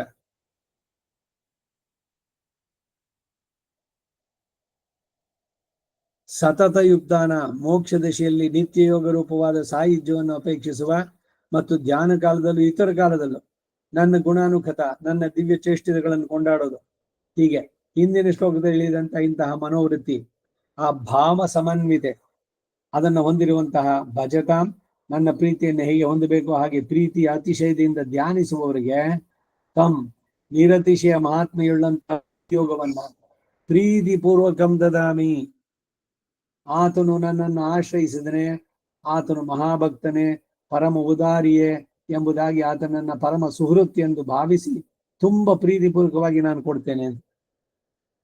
ಇದಕ್ಕೇನೆ ನಾವು ಭಗವಂತನನ್ನ ಬೇರೆ ಎಲ್ಲರಿಗಿಂತ ಅತ್ಯಂತ ಆತ್ಮೀಯ ಅಂತ ನಾವು ಭಾವಿಸಿದರೆ ಅವನು ಕೂಡ ಬೇರೆ ಎಲ್ಲರಿಗಿಂತ ನಮ್ಮನ್ನ ಪ್ರೀತಿಯಿಂದ ನೋಡ್ತಾನೆ. ರೆಸಿಪ್ರೊಕೇಶನ್.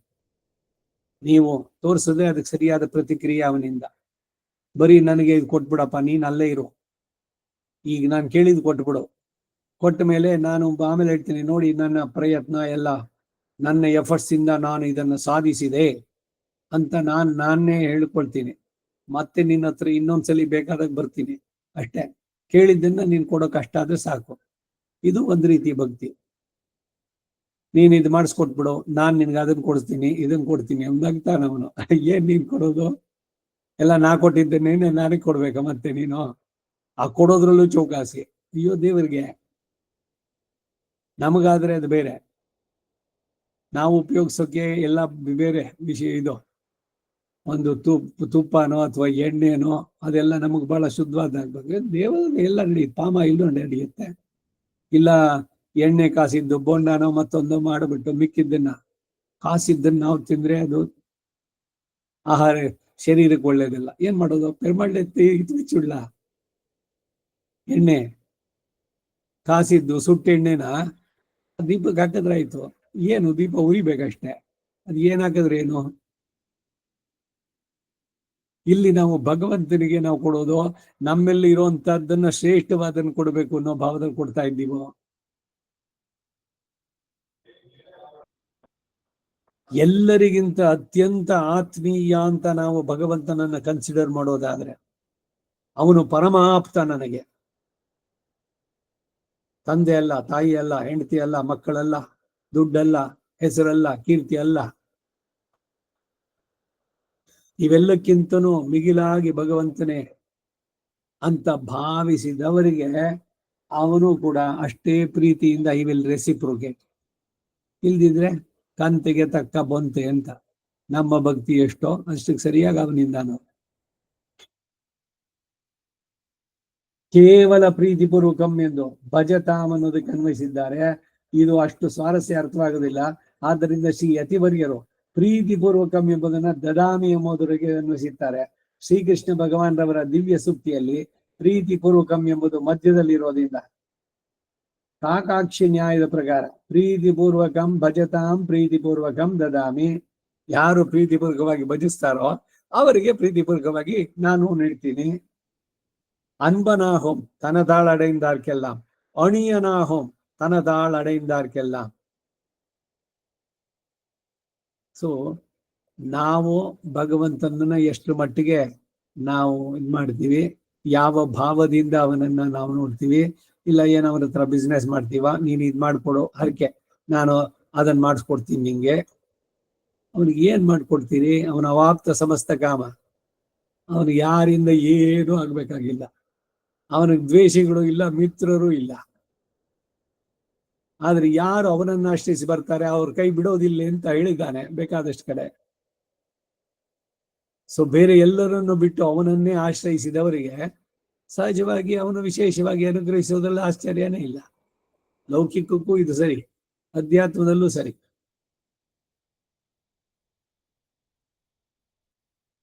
ನನಗೇನಾದ್ರೂ ವೈಷಮ್ಯಾದಿಗಳುಂಟೋ, ಆತನು ಸ್ವಲ್ಪ ಮಟ್ಟಿಗೆ ಪ್ರೀತಿ ತೋರಿಸಿದ್ರೆ ಆತನಲ್ಲಿ ವಿಶೇಷ ಪ್ರೀತಿಯನ್ನ ನಾನು ತೋರಿಸ್ತೇನೆ. ಅವರು ನನ್ನನ್ನು ಪ್ರೀತಿಸದೆ ಹೋದ್ರೆ ಇಲ್ಲವೇ ವಿನಃ ಅವರು ನನ್ನನ್ನು ಪ್ರೀತಿಸಿ ಭಜಿಸಿದ ನಂತರ ನಾನೂ ಪ್ರೀತಿಪೂರ್ವಕವಾಗಿ ಕೊಡತಕ್ಕಂತೆ ನ್ಯಾಯ ಎಂದು ಭಾವ ಇದು ಜ್ಯೋತಿತ. ಈ ನಾನು ಕೊಡತಕ್ಕ ಬುದ್ಧಿಯೋಗ ಏನ್ ಮಾಡುತ್ತೆ ಅಂದ್ರೆ ಜ್ಞಾನ ವಿಜ್ಞಾನ ಸಂಪನ್ನಾಹ ಪರಂ ಶ್ರೇಷ್ಠಂ ವಿದುರ್ಮಮ.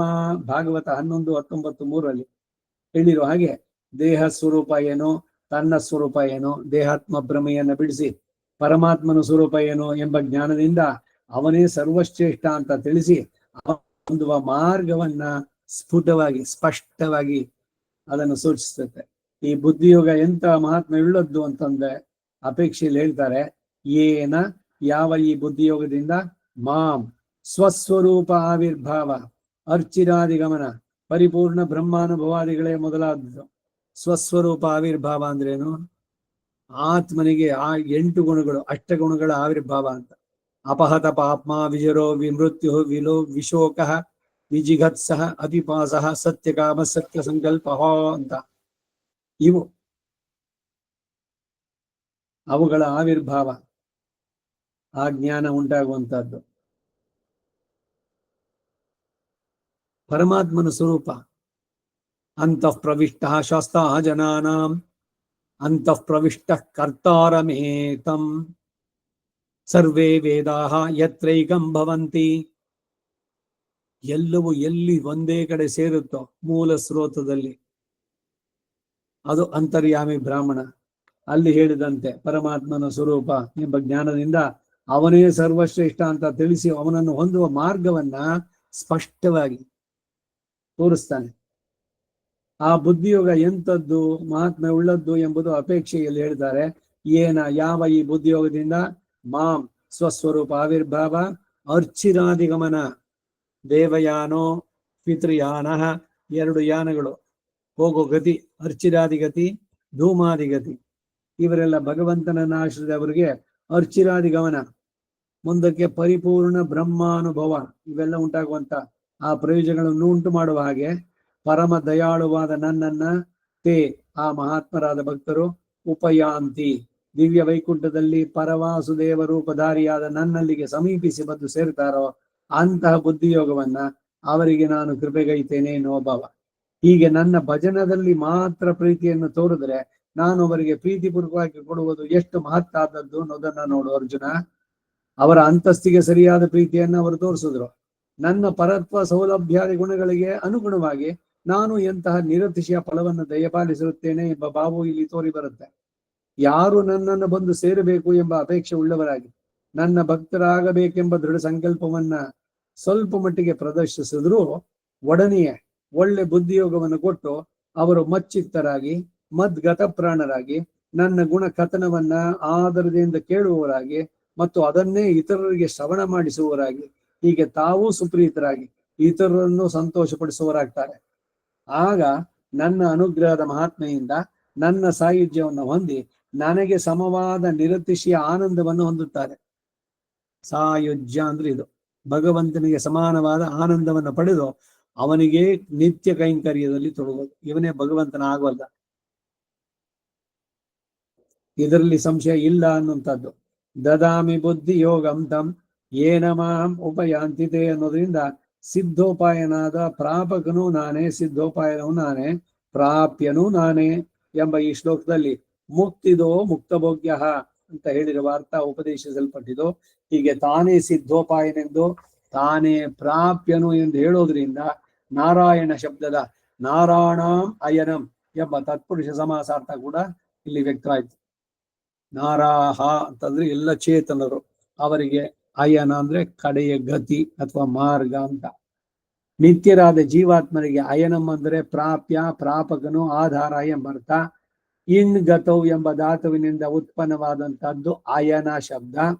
ಈಯತೆ ಇತಿ ಅಯನಂ ಎಂಬ ವ್ಯುತ್ಪತ್ತಿಯಿಂದ ಈ ಚೇತನನಿಂದ ಹೊಂದಲ್ಪಡುವವನಾದ್ದರಿಂದ ಅವನು ಪ್ರಾಪ್ಯ ಎಂಬರ್ಥ. ಈಯತೆ ಅನೇನೇತಿ ಅಯನಂ ಎಂಬ ಕರಣ ವ್ಯುತ್ಪತ್ತಿಯಿಂದ ತನ್ನಿಂದಲೇ ಹೊಂದಿಸಲ್ಪಡುವುದರಿಂದ ಪ್ರಾಪಕನಾಗಿ ಸಿದ್ಧೋಪಾಯ ಎಂಬ ಅರ್ಥವು ತೋರಿ ಬರುತ್ತೆ. ಈಯಂತ್ಯಸ್ಮಿನ್ ಇತಿ ಅಯನಂ ಎಂಬ ಅಧಿಕರಣ ವ್ಯುತ್ಪತ್ತಿಯಿಂದ ಅವನೇ ಆಧಾರ ಎಂಬ ಅರ್ಥ ಉಂಟಾಗುತ್ತೆ. ಆದ್ದರಿಂದ ತಾನು ನಾರಾಯಣನಾಗಿ ಪ್ರಾಪಕನಾಗಿ ಪ್ರಾಪ್ಯನೂ ಸಹ ಹೌದು ಎಂಬ ಮುಖ್ಯವಾದ ಉಪದೇಶ ಈ ಶ್ಲೋಕದ ಉತ್ತರಾರ್ಧದಲ್ಲಿ ಮಾಡಲ್ಪಟ್ಟಿತು ಅಂತ ಭಾವಿಸ್ತಕ್ಕದ್ದು. ತಾನು ಪ್ರೀತಿಯಿಂದ ಅನುಗ್ರಹಿಸಿದ ಬುದ್ಧಿಯೋಗದ ಮಹಾತ್ಮೆಯು ಅಪಾರವಾದದ್ದು ಅಂತ ತಿಳಿಸ್ತಾರೆ. ಏನ ಎಂಬ ಯತ್ ಶಬ್ದದಿಂದಲೇ ಮಹಾತ್ಮೆಯು ವ್ಯಕ್ತ. ಇನ್ನು ಮುಂದಕ್ಕೆ ಸಂಸಾರ ತಾಪತ್ರಯವಾದ ಅನಿಷ್ಟ ನಿವೃತ್ತಿಯಿಂದ ಕೂಡಿದ ಇಷ್ಟ ಪ್ರಾಪ್ತಿಯು ಮೋಕ್ಷಾನುಭೂತಿ, ಮೋಕ್ಷದ ಅನುಭವ ರೂಪವಾದ ನಿರತಿಶಯ ಫಲಕ್ಕೆ ಈ ಬುದ್ಧಿಯೋಗವು ಸಹಕಾರಿಯಾದದ್ದು ಅಂತ, ಅಂತಹ ಮಹಾತ್ಮೆ ಉಳ್ಳದ್ದು ಅಂತ ಹೇಳ್ತಾರೆ. ಏನ ಅಂತಹ ನಿರತಿಶಯ ಜ್ಞಾನದಿಂದ ಮಾಂ ಉಪಯಾಂತಿದೆ, ಅವರನ್ನ ಸಮೀಪವನ್ನು ಹೊಂದುತ್ತಾರೆ. ಹೀಗೆ ಹೇಳಲ್ಪಟ್ಟಿರೋದ್ರಿಂದ ಆತನನ್ನ ಪ್ರಾಪ್ಯವಾಗಿ ಹೊಂದುವವರು ಎಂಬ ಅರ್ಥ ಸ್ಪಷ್ಟವಾಗುತ್ತೆ. ಪೃಥಗ್ ಆತ್ಮಾನಂ ಪ್ರೇರಿತಾರಂಚ ಮತ್ವ, ಇದು ಉಪನಿಷತ್ತಿನ ಮಾತು. ಇನ್ನು ಹಾಗೆ ಶ್ರುತಿಗಳು ಭೋಕ್ತ ಭೋಗ್ಯಂ ಪ್ರೇರಿತಾರಂಚ ಮತ್ವ ಅನ್ನೋದು ಅನೀಶನು ಈಶನೆಂದು, ದ್ವಾಸುಪರ್ಣ ಸಯುಜ ಸಕಾಯ ಎಂದು, ಪತಿಂ ವಿಶ್ವಸ್ಯ ಎಂಬಲ್ಲಿ ಶೇಷರಾದ ನಮಗೆಲ್ಲ ಶೇಷಿ ಸ್ವಾಮಿ ಎಂದು, ನಿತ್ಯೋ ನಿತ್ಯಾನಾಂ ಚೇತನಶ್ಚೇತನಾನಾಂ ಏಕೋ ಬಹೂನಾಂ ವಿದದಾತಿ ಕಾಪಾನ್ ಎಂಬಲ್ಲಿಯೂ ಕೂಡ ಜೀವ ಪರಮಾತ್ಮದ ಭೇದ ವ್ಯಕ್ತ. ಇವನ ಪರಮಾತ್ಮನೇ ಜೀವಾತ್ಮನೇ ಪರಮಾತ್ಮನ ಆಗೋದಿಲ್ಲ. ರಾಮಾನುಜರು ಕಾಂಚೀಪೂರ್ಣದಿಂದ 6 ಪ್ರಶ್ನೆಗಳನ್ನು ಕೇಳಿದಾಗ ಅದರಲ್ಲಿ ಅವನಿರ್ತಾನೆ ಭೇದ ಖಂಡಿತ ಅದೇ ಸತ್ಯ ಅಂತಂದ್ರು. ಜೀವಾತ್ಮ ಪರಮಾತ್ಮ ಬೇರೆ ಬೇರೆ. ಜೀವಾತ್ಮ ಎಂದಿಗಿದ್ರು ಪರಮಾತ್ಮನಿಗೆ ಕಿಂಕರನಾಗಿರುವಂಥದ್ದು, ಇವನೇ ಪರಮಾತ್ಮನಾಗೋಲ್ಲ.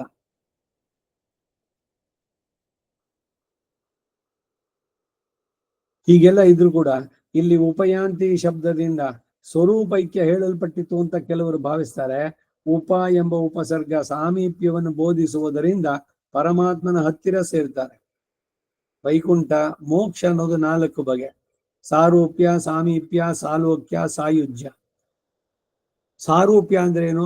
ಅವನದೇ ತರ ಡ್ರೆಸ್ಸು ಎಲ್ಲ ಪೂರ, ಅವನದೇ ಶರೀರ, ಚತುರ್ಭುಜ, ಇವನು ಚತುರ್ಭುಜಧಾರಿ, ಪೀತಾಂಬರ ಧರಿಸಿದ್ದಾನೆ, ಕಿರೀಟ ಇದೆ, ಯಾರೋ ಮುಕ್ತನಾದಂತ ಆತ್ಮ. ಸಾಮೀಪ್ಯ, ಅವನ ಹತ್ರದಲ್ಲೇ ಇರ್ತಾರೆ ವೈಕುಂಠದಲ್ಲಿ. ಸಾರೂಪ್ಯ ಸಾಮೀಪ್ಯ ಆಯ್ತು. ಆಮೇಲೆ ಸಾಲೋಕ್ಯ, ಲೋಕ್ಯ ಮೊದಲೇ ಬಂದೈತಲ್ಲ, ವೈಕುಂಠಕ್ಕೆ ಬಂದಾಗ್ಲೇ ಅವನ ಲೋಕವನ್ನ ಪಡೆದ್ರು, ಅವನ ಹತ್ರ ಇದ್ರು, ಅವನ ರೂಪವೇ ಆಯ್ತು. ಇದು ಯಾವುದು ಮೋಕ್ಷ ಅಲ್ಲ. ಅವನಿಗೆ ಸಮಾನವಾದ ಆನಂದವನ್ನು ಪಡೆದು ತಮ್ಮ ಯಥಾತ್ಮ ಜ್ಞಾನ ಏನು, ಈ ಜೀವಾತ್ಮ ಪರಮಾತ್ಮನಿಗೆ ಶೇಷಿ, ಜ್ಞಾನ ಆನಂದಮಯ ಆತ್ಮ ಶೇಷೋ ಹಿ ಪರಮಾತ್ಮನಃ ಅಂತ ಹೇಳಿದಂತೆ, ಆ ರೀತಿನಲ್ಲಿ ಅದು ಸಾಯುಜ್ಯ. ಸಾಯುಜ್ಯವಂತಾರೆ ಎಂಬ ಭಾವ ವ್ಯಕ್ತವಾಗಿ ಇಲ್ಲಿ ಉಪವಾದಿಸಿದರು. ಈ ಸಾಯುಜ್ಯವೇ ಮೋಕ್ಷ ಎಂದು ಸಾಯುಜ್ಯಮನ್ಯೇ ಸತು ಮೋಕ್ಷ ಉಕ್ತಃ ಎಂಬುದಾಗಿ ಭಾಗವತದಲ್ಲಿ ವ್ಯಾಸೋಕ್ತಿಯೇ ಇದೆ.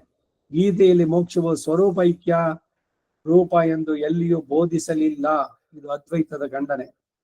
ಇನ್ನೊಂದು ಕಡೆಯಲ್ಲಿ ಮೋಕ್ಷವನ್ನು ಉದ್ದೇಶಿಸಿ ಹೇಳುವಾಗ ಮಮ ಸಾಧರ್ಮ್ಯಂ ಆಗತಃ, ನನ್ನೊಂದಿಗೆ ಸಮಾನ ಧರ್ಮವನ್ನು ಹೊಂದುತ್ತಾರೆ ಅಂದ್ರೆ ಭೋಗ ಮಾತ್ರ ಸಾಮ್ಯಲಿಂಗ ಅಚ್ಚ. ಇದು ಶ್ರೀ ಭಾಷ್ಯದಲ್ಲಿ ಕಡೆಯಲ್ಲಿ ಬರೋ ಸೂತ್ರ. ಅಲ್ಲಿ ಹೇಳಿದ ಹಾಗೆ ಸಮಾನವಾದ ಆನಂದವನ್ನು ಪಡೆಯುತ್ತಾನೆ. ಇವನೇ ಭಗವಂತನ ಆಗೋಲ್ಲ. ಈಗ ನಾನು ನೀನು ಒಂದೇ ಅಂತಂದ್ಮೇಲೆ ಸರಿ, ಇವನು ಇಂದ್ರ ಹೇಳದ್ನಲ್ಲ ಎಲ್ಲ ನಹುಷ, ಇಂದ್ರನ ಪದವಿ ಕೊಟ್ಟಿದ್ದೀರಿ, ಇಂದ್ರನ ಹೆಂಡ್ತಿನೂ ನನ್ನ ಹೆಂಡತಿ ಆಗ್ಲಿ ಅಂತ. ಹಾಗೆ ಶ್ರೀಯಪತಿ ಆಗೋದಕ್ಕೆ ಸಾಧ್ಯನೋ ಇವನು? ಸರಿ, ಈಗ ನಾನ್ ನಿನ್ನ ಸಮ ಎಲ್ಲದರಲ್ಲೂ, ನಾನೇ ಜಗತ್ ವ್ಯಾಪಾರ ನಡೆಸ್ತೀನಿ, ನಾನು ಜಗದ್ ವ್ಯಾಪಾರ, ಈ ಚೇತನ ಅದೇ ಮಾಡ್ಲಿಕ್ಕಾಗತ್ತೇನು? ಎಲ್ಲದರಲ್ಲೂ ಸಾಮ್ಯತೆ ಅಂತಂದ್ರೆ ಥೇಟ್ ಅವನೇ ಅಂತಂದ್ರೆ ಇವನು ಅವನೇ ಆಗ್ಬಿಡ್ತಾನೋ? ಅವನಂತೆ ರೂಪವೋ ಇಲ್ಲ ಅವನ ನಡೆ ನುಡಿಗಳೋ ಅವನ ಸ್ವಭಾವನೋ ಆ ರೀತಿ ಅದಕ್ಕೆ ಹೋಲಿಕೆ ಹೇಳ್ಬೇಕಂತೆ. ಹಾಗೆ ಆ ರೀತಿ ಭಗವಂತ ಜೀವಾತ್ಮ ಎಂದಿಗೂ ಪರಮಾತ್ಮ ಆಗೋಕ್ ಸಾಧ್ಯ ಇಲ್ಲ. ಇಲ್ಲಾದ್ರೂ ಅಷ್ಟೇ, ಮೋಕ್ಷದಲ್ಲಾದ್ರೂ ಅಷ್ಟೇ, ಜೀವಾತ್ಮ ಜೀವಾತ್ಮನೇ. ಭೋಗ ಮಾತ್ರ ಸಾಮ್ಯಲಿಂಗಾಚ ಅನ್ನೋದ್ರಲ್ಲಿ ಸಮಾನವಾದ ಆನಂದವನ್ನು ಹೊಂದ್ತಾನೆ. ಇದನ್ನೇ ನಿರಂಜನ ಪರಮಂ ಸಾಮ್ಯಮುಪೈತಿ ಅಂತ ಶ್ರುತಿ ಹೇಳಿದ್ದು. ಈ ಸಂದರ್ಭದಲ್ಲಿ ಸಾಮ್ಯ ಶಬ್ದವನ್ನು ಉಪಯೋಗಿಸೋದ್ರಿಂದಲೇ 2 ಭಿನ್ನ ಪದಾರ್ಥಗಳಿಗೆ ಸಾಮ್ಯ ಶಬ್ದ ಉಚಿತವಾದ್ದರಿಂದ ಜೀವ ಪರಮಾತ್ಮ ಭೇದ ಅನ್ನೋದು ಬಹಳ ಸ್ಪಷ್ಟ. ಈ ಒಂದು ಇನ್ನೊಂದಕ್ಕೆ ಸಾಮ್ಯ ಎಂದು ಹೇಳುವಾಗ ಯಾವಾಗ ಹೇಳಲ್ಪಟ್ಟಿತೋ ಆಗ ಕೆಲವು ವಿಷಯಗಳಲ್ಲಿ ಸಮತ್ವವು, ಕೆಲವು ಸಂದರ್ಭಗಳಲ್ಲಿ ಅಸಮತ್ವವು ಕೂಡ ಸ್ವತಃ ಸಿದ್ಧ. ಹೀಗೆ ಮುಕ್ತನಿಗೂ ಪರಮಾತ್ಮನಿಗೂ ಸಾಮ್ಯ ಎಂದು ಹೇಳುವುದರಿಂದ ಸರ್ವಜ್ಞನಾದ ಶ್ರೀ ವ್ಯಾಸ ಮಹರ್ಷಿಗಳು ಭೋಗದಲ್ಲಿ ಮಾತ್ರ ಸಾಮ್ಯ ಎಂದು ಭೋಗ ಮಾತ್ರ ಸಾಮ್ಯಲಿಂಗಾಚ ಎಂಬ ಸೂತ್ರದಲ್ಲಿ ಹೇಳಿ ಜಗದ್ವ್ಯಾಪಾರ ವರ್ಜಂ ಅಂತ ಸೂತ್ರದಲ್ಲಿ ಜಗದ್ವ್ಯಾಪಾರದಲ್ಲಿ ಸಾಮ್ಯವಿಲ್ಲ, ಭಗವಂತ ಮಾಡೋ ಕೆಲಸ ಮಾಡಕ್ಕಾಗಲ್ಲ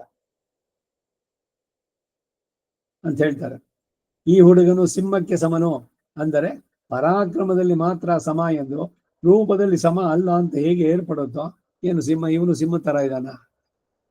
ಸಿಂಹ ಎಷ್ಟು ಧೈರ್ಯದಿಂದ ಗಾಂಭೀರ್ಯದಿಂದ ಹೋಗುತ್ತೋ ಹಾಗೆ ಇವನು ಬಹಳ ಧೈರ್ಯಶಾಲಿ ಅಂತ ಹೇಳೋಕೆ ಒಂದು ಉಪಮಾನ ಹೇಳಿದ್ದಷ್ಟೆ. ಇವನು ಸಿಂಹ ಕಣೋ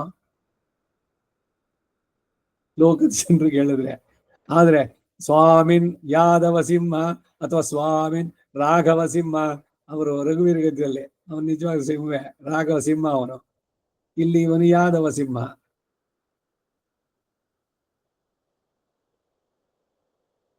ಆದ್ದರಿಂದ ಜೀವಾತ್ಮನು ಪ್ರಾಪ್ತ, ಪರಮಾತ್ಮನು ಪ್ರಾಪ್ಯ ಎಂಬ ಭಾವ ಶಾಸ್ತ್ರಕ್ಕೆ ಸಮಂಜಸವಾದದ್ದು. ಇದಕ್ಕಾಗಿ ಅನೇಕ ಪ್ರಮಾಣಗಳನ್ನು ಉದಾಹರಿಸಬಹುದು. ಅದರಿಂದ ಶಾಸ್ತ್ರಜ್ಞಾನವನ್ನು ವಿಮರ್ಶಿಸಿ ತಿಳಿದು ಪ್ರಾಜ್ಞೆ ಎನಿಸುವವನಿಗೆ ಇದರ ಯಥಾರ್ಥ ಜ್ಞಾನ ಇರಬೇಕು ಎಂದು ಆರೀತ ಸಂಹಿತಾ ವಾಕ್ಯ ಉದ್ಘೋಷಿಸುತ್ತೆ.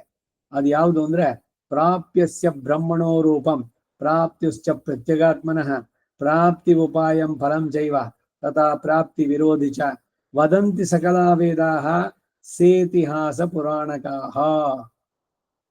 ಇದು ಆರ್ಯಿತ ಸ್ಮೃತಿನಲ್ಲಿ ಬಂದಂತ ಮಾತು.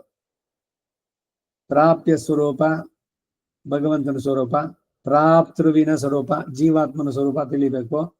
ಈ ಆ ಪ್ರಾಪ್ಯನನ್ನು ಹೊಂದೋ ಉಪಾಯ ಭಗವಂತನ ನಾವು ಪಡೆಯುವುದು ಹೇಗೆ, ಹಾಗೆ ಹೊಂದಿದ್ರೆ ಅದರಿಂದ ಉಂಟಾಗುವ ಪ್ರಯೋಜನ ಏನು, ಅಂತಹ ಪ್ರಾಪ್ತಿಗೆ ಅಡ್ಡಿಯಾಗಿರೋ ಪ್ರತಿಬಂಧಕಗಳು ಯಾವುದು? 5 ವಿಷಯಗಳು. ಅರ್ಥ ಪಂಚಕ ಅಂತ ಹೆಸರು ಇದಕ್ಕೆ. ಅರುತ್ತ ಪಂಚಕಂ ಅಂತ ದೇಶಿಕ ಪ್ರಬಂಧದಲ್ಲೂ ಕೂಡ ಅವ್ರು ಹಾಕಿದ್ದಾರೆ ಒಂದು.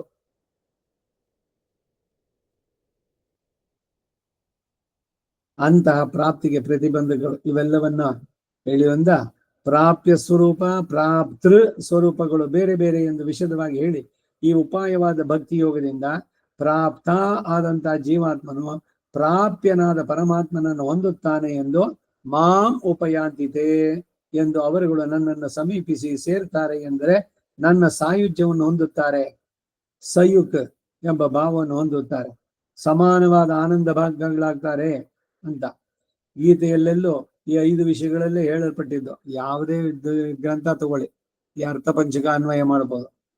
ರಾಮಾಯಣವಾಗ್ಲಿ ಅಥವಾ ಭಾಗವತ, ಇತಿಹಾಸ, ಪುರಾಣ ಎಲ್ಲವೂ ಕೂಡ ಅಷ್ಟೇ. ಈ ಮುಕ್ತನ ಸಹಾಯಕ್ಕಾಗಿರುವ ಭಾವ ಎಂತದ್ದು ಅಂದ್ರೆ ಶ್ರೀ ವೇದವ್ಯಾಸರೇ ಬಹು ಸ್ವಾರಸ್ಯವಾಗಿ ವಸಿಷ್ಠ ಕರಾಳ ಸಂವಾದವನ್ನ ಬೋಧಿಸುವ ಇತಿಹಾಸದಲ್ಲಿ ಪರೇಣ ಪರಧರ್ಮೀಚ ಎಂದು ಆರಂಭಿಸಿ ವ್ಯಕ್ತಪಡಿಸ್ತಾರೆ. ಭಾರತದಲ್ಲಿ ಬರೋದು ಮಹಾಭಾರತ 313, 26, 31. ಮಾಂ ಉಪಯಾಂತಿತೆ ಎಂಬಲ್ಲಿ ಈ ವಾಕ್ಯದಲ್ಲಿ ಕರ್ತೃವು ಜೀವಾತ್ಮ, ಕರ್ಮವು ಪರಮಾತ್ಮ. ಕರ್ತು ಕರ್ಮಗಳೆರಡು ಒಂದು ಎಂದ್ರೆ ವೈಯಾಯಿಕರಣಿಯು ಕೋಪಿಸ್ತಾನೆ, ಆಗಲಿ ನಾವು ಇದೆಲ್ಲ ಒಪ್ಪುತ್ತೇವೆ. ಇಂತಹ ಪ್ರಾಪ್ಯ ಪ್ರಾಪ್ತ ಸಂಬಂಧವನ್ನೆಲ್ಲ ವ್ಯಾವಹಾರಿಕ ದೇಶದಲ್ಲಿ ಮಾತ್ರ ಒಪ್ತೇವೆ, ಪಾರಮಾರ್ಥಿಕದಲ್ಲಿ ಇಲ್ಲ ಎಂದು ಹೇಳ್ತೇವೆ ಅಂತಂದ್ರೆ ಅರ್ಜುನನು ಪರಮಾರ್ಥ ಜ್ಞಾನಕ್ಕಾಗಿ ಶಾದಿಮಾಂ ತ್ವಾಂ ಪ್ರಪನ್ನಂ ಎಂದು ಶರಣಾಗತನಾದವನಿಗೆ ಇಂತಹ ಪರಮಾರ್ಥ ಜ್ಞಾನವನ್ನ ಗೀತೆಯಲ್ಲಿ ಎಲ್ಲೂ ಹೇಳದೆ ಪರತತ್ವವಾದ ಶ್ರೀಕೃಷ್ಣ ಆತನನ್ನು ವಂಚಿಸಿದ ಎಂಬ ಅಪಲಾಪಕ್ಕೆ ಗುರಿಯಾಗುವುದಿಲ್ವೇ? ಗೀತೆಯು ಪರಮಾರ್ಥ ಜ್ಞಾನೋಪದೇಶವನ್ನು ಮಾಡಲಿಲ್ಲ ಅಂತ ಹೇಳಿದ್ರೆ ಅದರ ಮಹಾತ್ಮೆಗೆ ಕುಂದುಕವಾಗಲ್ವೇ? ಕೊನೆಯ ಶ್ಲೋಕದಲ್ಲೂ ಪ್ರಾಪ್ತ ಪ್ರಾಪ್ಯ ಭೇದವನ್ನೇ ಉಪಪಾದಿಸ್ತಾರೆ. ಈ ಅಮೋಘವಾದ ಗೀತಾ ಚರ್ಮ ಶ್ಲೋಕ ಎನಿಸೋದರಲ್ಲಿ ಪ್ರಾಜ್ಞನು ಶಾಸ್ತ್ರದಲ್ಲಿ ತಿಳಿಯತಕ್ಕದ್ದಾಗಿ ಸಂಹಿತಾ ವಾಕ್ಯ ಉಪದೇಶಿಸಿ 5 ಅಂಶಗಳು ಬಹಳ ಸೂಕ್ಷ್ಮವಾಗಿ ಹೇಳಲ್ಪಟ್ಟಿದೆ. ಪೂರ್ವಾರ್ಧದಲ್ಲಿ ಮಾಮೇಕಂ ಶರಣಂ ವ್ರಜ ಎಂಬುದರಿಂದ ಉಪಾಯವು, ಸರ್ವ ಪಾಪೇಭ್ಯ ಎಂಬುದರಿಂದ ಉಪಾಯ ವಿರೋಧಿಯಾಗಿಯೋ, ಮೋಕ್ಷಯಿಷ್ಯಾಮಿ ಅನ್ನೋದರಿಂದ ಫಲವು, ಅಹಂ ಎಂಬುದರಿಂದ ಪ್ರಾಪ್ಯವು, ತ್ವಾ ಎಂಬುದರಿಂದ ಪ್ರಾಪ್ತೃವು ಹೀಗೆ ವಿವೇಕಿಸಿ ಹೇಳಲ್ಪಟ್ಟಿದೆ. ಚರ್ಮ ಶ್ಲೋಕದ ಅರ್ಥನೂ ಹೇಳಿದ್ರು ಇಲ್ಲಿ. ಆದ್ದರಿಂದ ಮಾಂ ಉಪಯಾಂತಿತೆ ಎಂಬಲ್ಲಿ ಎಲ್ಲಿಯೂ ತೋರದೇ ಇರುವಂತಹ ಸ್ವರೂಪ ಐಕಾರ್ತ್ಯವನ್ನು ಹೇಳುವುದು ಉಚಿತವಲ್ಲ. ಅದ್ವೈತದ ಖಂಡನೆ. ವಿಶಿಷ್ಟಾದ್ವೈತಿಗಳಿಗೆ ಮೋಕ್ಷ ಎಂದರೆ ದೇಶ ವಿಶೇಷ ವಿಶಿಷ್ಟ ಬ್ರಹ್ಮ ಪ್ರಾಪ್ತಿ ಪೂರ್ವಕ ಸ್ವಸ್ವರೂಪ ಆವಿರ್ಭಾವ ಲಕ್ಷಣೋ ಮುಕ್ತಿಂ ಪ್ರಾಪ್ನೋತಿ. ವೈಕುಂಠ ಅಥವಾ ನಿತ್ಯ ವಿಭೂತಿ ಅಂದ್ರೆ ಅದು ದೇಶ ವಿಶೇಷ. ಪರಿಪೂರ್ಣ ಬ್ರಹ್ಮ ಎಂದರೆ ದಿವ್ಯ ಮಂಗಳ ವಿಗ್ರಹ, ಲಕ್ಷ್ಮೀ ವಿಶಿಷ್ಟತೆ, ಕಲ್ಯಾಣ ಗುಣಗಳ ಯೋಗ, ದಿವ್ಯ ಆಯುಧ, ದಿವ್ಯ ಆಭರಣಾದಿಗಳಿಂದ ಯುಕ್ತವಾದದ್ದು, ನಿತ್ಯ ಮುಕ್ತರುಗಳಿಂದ ಕೈಂಕರ್ಯ, ಇವುಗಳಿಂದೆಲ್ಲ ಯುಕ್ತನಾದಂತಹ ಇಂತಹ ಪರಿಪೂರ್ಣ ಬ್ರಹ್ಮನನ್ನ ಅನುಭವಿಸಿ ಆನಂದ ಪ್ರಾಪ್ತಿಗಾಗಿ ಹೇಯವಾದ ಪ್ರಕೃತಿಯ ಸಂಬಂಧವನ್ನ ಪರಮಾತ್ಮನ ಕೃಪೆಯಿಂದ ಅಳೆದುಕೊಂಡು ಸ್ವಸ್ವರೂಪ ಆವಿರ್ಭಾವವನ್ನು ಹೊಂದಿ ಪರವಾಸುದೇವನ ಸನ್ನಿಧಿಯಲ್ಲಿ ಇದ್ದುಕೊಂಡು ಆತನಿಗೆ ನಿತ್ಯ ಕೈಂಕರ್ಯ ನಡೆಸುವಂತಹದ್ದು. ಇದೀಗ ವಿಶಿಷ್ಟಾದ್ವೈತಿಗಳು ಹೇಳುವಂತಹ ಮುಕ್ತಿ. ಇದರ ಉಪಪಾದನೆಯನ್ನ ಶ್ರೀ ದೇಶಿಗರವರ ಪರಿಪೂರ್ಣ ಬ್ರಹ್ಮ ಅನುಭವ ಅಧಿಕಾರಕ್ಕೆ ರಹಸ್ಯತ್ರಯ ಸಾರದಲ್ಲಿ ಈ ದಾಸನು ಬರೆದಿರುವ ವ್ಯಾಖ್ಯಾನ ಕಾಣಬಹುದು. ಮುಕ್ತಿ ಶಬ್ದಕ್ಕೆ ಇತರ ಸಿದ್ಧಾಂತಿಗಳು ಭಿನ್ನ ಭಿನ್ನವಾಗಿ ಅರ್ಥ ಮಾಡ್ತಾರೆ. ಆದ್ದರಿಂದ ಉಪಯಾಂತಿ ಅಂದರೆ ಆತನ ದಿವ್ಯ ವೈಕುಂಠಕ್ಕೆ ಅರ್ಚಿರಾದಿ ಮಾರ್ಗದ ಮೂಲಕವಾಗಿ ಹೋಗಿ ಸೇರಿ ಆತನ ಸಾಹಿತ್ಯವನ್ನು ಹೊಂದುವುದು ಎಂಬುದೇ ಸರಿಯಾದಂತಹ ಅರ್ಥ. ಇದನ್ನೇ ಎಲ್ಲ ಉಪನಿಷತ್ತುಗಳು ಐಕ ಕಂಠ್ಯದಿಂದ ಬೋಧಿಸುತ್ತವೆ. ಈ ಶ್ಲೋಕದಲ್ಲಿರುವ ಉಪಯಾಂತಿ ಅನ್ನುವ ಪ್ರಯೋಗ ಏಕಾತ್ಮವಾದಕ್ಕೂ ಅದ್ವೈತಾಭಿಪ್ರಾಯಕ್ಕೂ ವಿರುದ್ಧವಾಗುತ್ತೆ. ಅರ್ಚಿರಾದಿ ಮಾರ್ಗದಿಂದ ಬಂದು ನನ್ನ ಸಾಹಿತ್ಯವನ್ನು ಹೊಂದುತ್ತಾರೆ ಎಂಬ ಅರ್ಥ ಈಗ ಈ ಉಪಯಾಂತಿ ಅನ್ನುವ ಶಬ್ದದಲ್ಲಿ ತೋರಿ ಬರುತ್ತೆ ಎಂದು. ಇದಿಷ್ಟು 10ನೇ ಶ್ಲೋಕಕ್ಕೆ ಅರ್ಥ. ಇದಕ್ಕೆ ರಾಮಾನುಜರ ಭಾಷ್ಯ ಇದೆ. ತೇಷಾಂ ಸತತಯುಕ್ತಾನಾಂ ಮಯಿ ಸತತ ಯೋಗಂ ಆಶಂಸಮಾನಾನಾಂ ಮಾಂ ಭಜಮಾನಾನಾಂ ಅಹಂ ತಮೇವ ಬುದ್ಧಿಯೋಗಂ ವಿಪಾಕದಶಾಪನ್ನಂ ಪ್ರೀತಿಪೂರ್ವಕಂ ದದಾಮಿ ಯೇನ ತೇ ಮಾಮುಪಯಾಂತಿ ಅಂತ. ಭಾಷ್ಯದ ಅರ್ಥವನ್ನ ನಾಳೆ ದಿವಸ ಮುಂದುವರಿಸೋಣ. ವಸುದೇವ ಸುತಂ ದೇವಂ ಕಂಸ ಚಾಣೂರಮರ್ದನಂ ದೇವಕೀ ಪರಮಾನಂದಂ ಕೃಷ್ಣಂ ವಂದೇ ಜಗದ್ಗುರುಂ ಆತಸಿ ಪುಷ್ಪಸಂಕಾಶಂ ಹಾರನೂಪುರಶೋಭಿತಂ ರತ್ನಕಂಕಣಕೇಯೂರಂ ಕೃಷ್ಣಂ ವಂದೇ ಜಗದ್ಗುರುಂ ಕುಟಿಲಾಲಕ ಸಂಯುಕ್ತಂ ಪೂರ್ಣಚಂದ್ರ ನಿಭಾನನಂ ವಿಲಸತ್ಕುಂಡಲಧರಂ ದೇವಂ ಕೃಷ್ಣಂ ವಂದೇ ಜಗದ್ಗುರುಂ ಮಂದಾರಗಂಧ ಸಂಯುಕ್ತಂ ಚಾರುಹಾಸಂ ಚತುರ್ಭುಜಂ ಬರ್ಹಿ ಪಿಂಚಾವಚೂಡಾಂಗಂ ಕೃಷ್ಣಂ ವಂದೇ ಜಗದ್ಗುರುಂ ಉತ್ಫುಲ್ಲ ಪದ್ಮಪತ್ರಾಕ್ಷಂ ನೀಲಜೀಮೂತ ಸನ್ನಿಪಂ ಯಾದವಾನಾಂ ಶಿರೋರತ್ನಂ ಕೃಷ್ಣಂ ವಂದೇ ಜಗದ್ಗುರುಂ ರುಕ್ಮಿಣೀ ಕೇಳಿ ಸಂಯುಕ್ತಂ ಪೀತಾಂಬರ ಸುಶೋಭಿತಂ ಅವಾಪ್ತ ತುಳಸೀಗಂಧಂ ಕೃಷ್ಣಂ ವಂದೇ ಜಗದ್ಗುರುಂ ಗೋಪಿಕಾನಾಂ ಕುಚದ್ವಂದ್ವಂ ಕುಂಕುಮಾಂಕಿತವಕ್ಷಸಂ ಶ್ರೀನಿಕೇತಂ ಮಹೇಶ್ವಾಸಂ ಕೃಷ್ಣಂ ವಂದೇ ಜಗದ್ಗುರುಂ ಶ್ರೀವತ್ಸಾಂಗಂ ಮಹೋರಸ್ಕಂ ವನಮಾಲಾ ವಿರಾಜಿತಂ ಶಂಖಚಕ್ರಧರಂ ದೇವಂ ಕೃಷ್ಣಂ ವಂದೇ ಜಗದ್ಗುರುಂ ಕೃಷ್ಣಾಷ್ಟಕಮಿದಂ ಪುಣ್ಯಂ ಪ್ರಾತರುತ್ತಾಯ ಪಠೇತ್ ಕೋಟಿ ಜನ್ಮಗತಂ ಪಾಪಂ ಸ್ಮರಣೇನ ವಿನಶ್ಯತಿ. ಕವಿತಾರ್ಕಿಕ ಸಿಂಹಾಯ ಕಲ್ಯಾಣ ಗುಣಶಾಲಿನೇ ಶ್ರೀಮತೆ ವೆಂಕಟೇಶಾಯ ವೇದಾಂತ ಗುರವೇ ನಮಃ. ವಾದಿದ್ವಿಪಶಿರೋಭಂಗ ಪಂಚಾನನ ಪರಾಕ್ರಮಃ ಶ್ರೀಮಹಾನ್ ವೆಂಕಟನಾಥಾರ್ಯಶ್ಚಿರಂ ವಿಜಯತಾಂ ಭುವಿ. ಶ್ರೀಮತೆ ನಿಗಮಾಂತ ಮಹಾದೇಶಿಕಾಯ ನಮಃ. ಶ್ರೀ ವಿಜಯ ರಾಘವಾಚಾರ್ಯಾಯ ನಮಃ. ಸರ್ವಂ ಶ್ರೀ ವಾಸುದೇವಾರ್ಪಣಮಸ್ತು.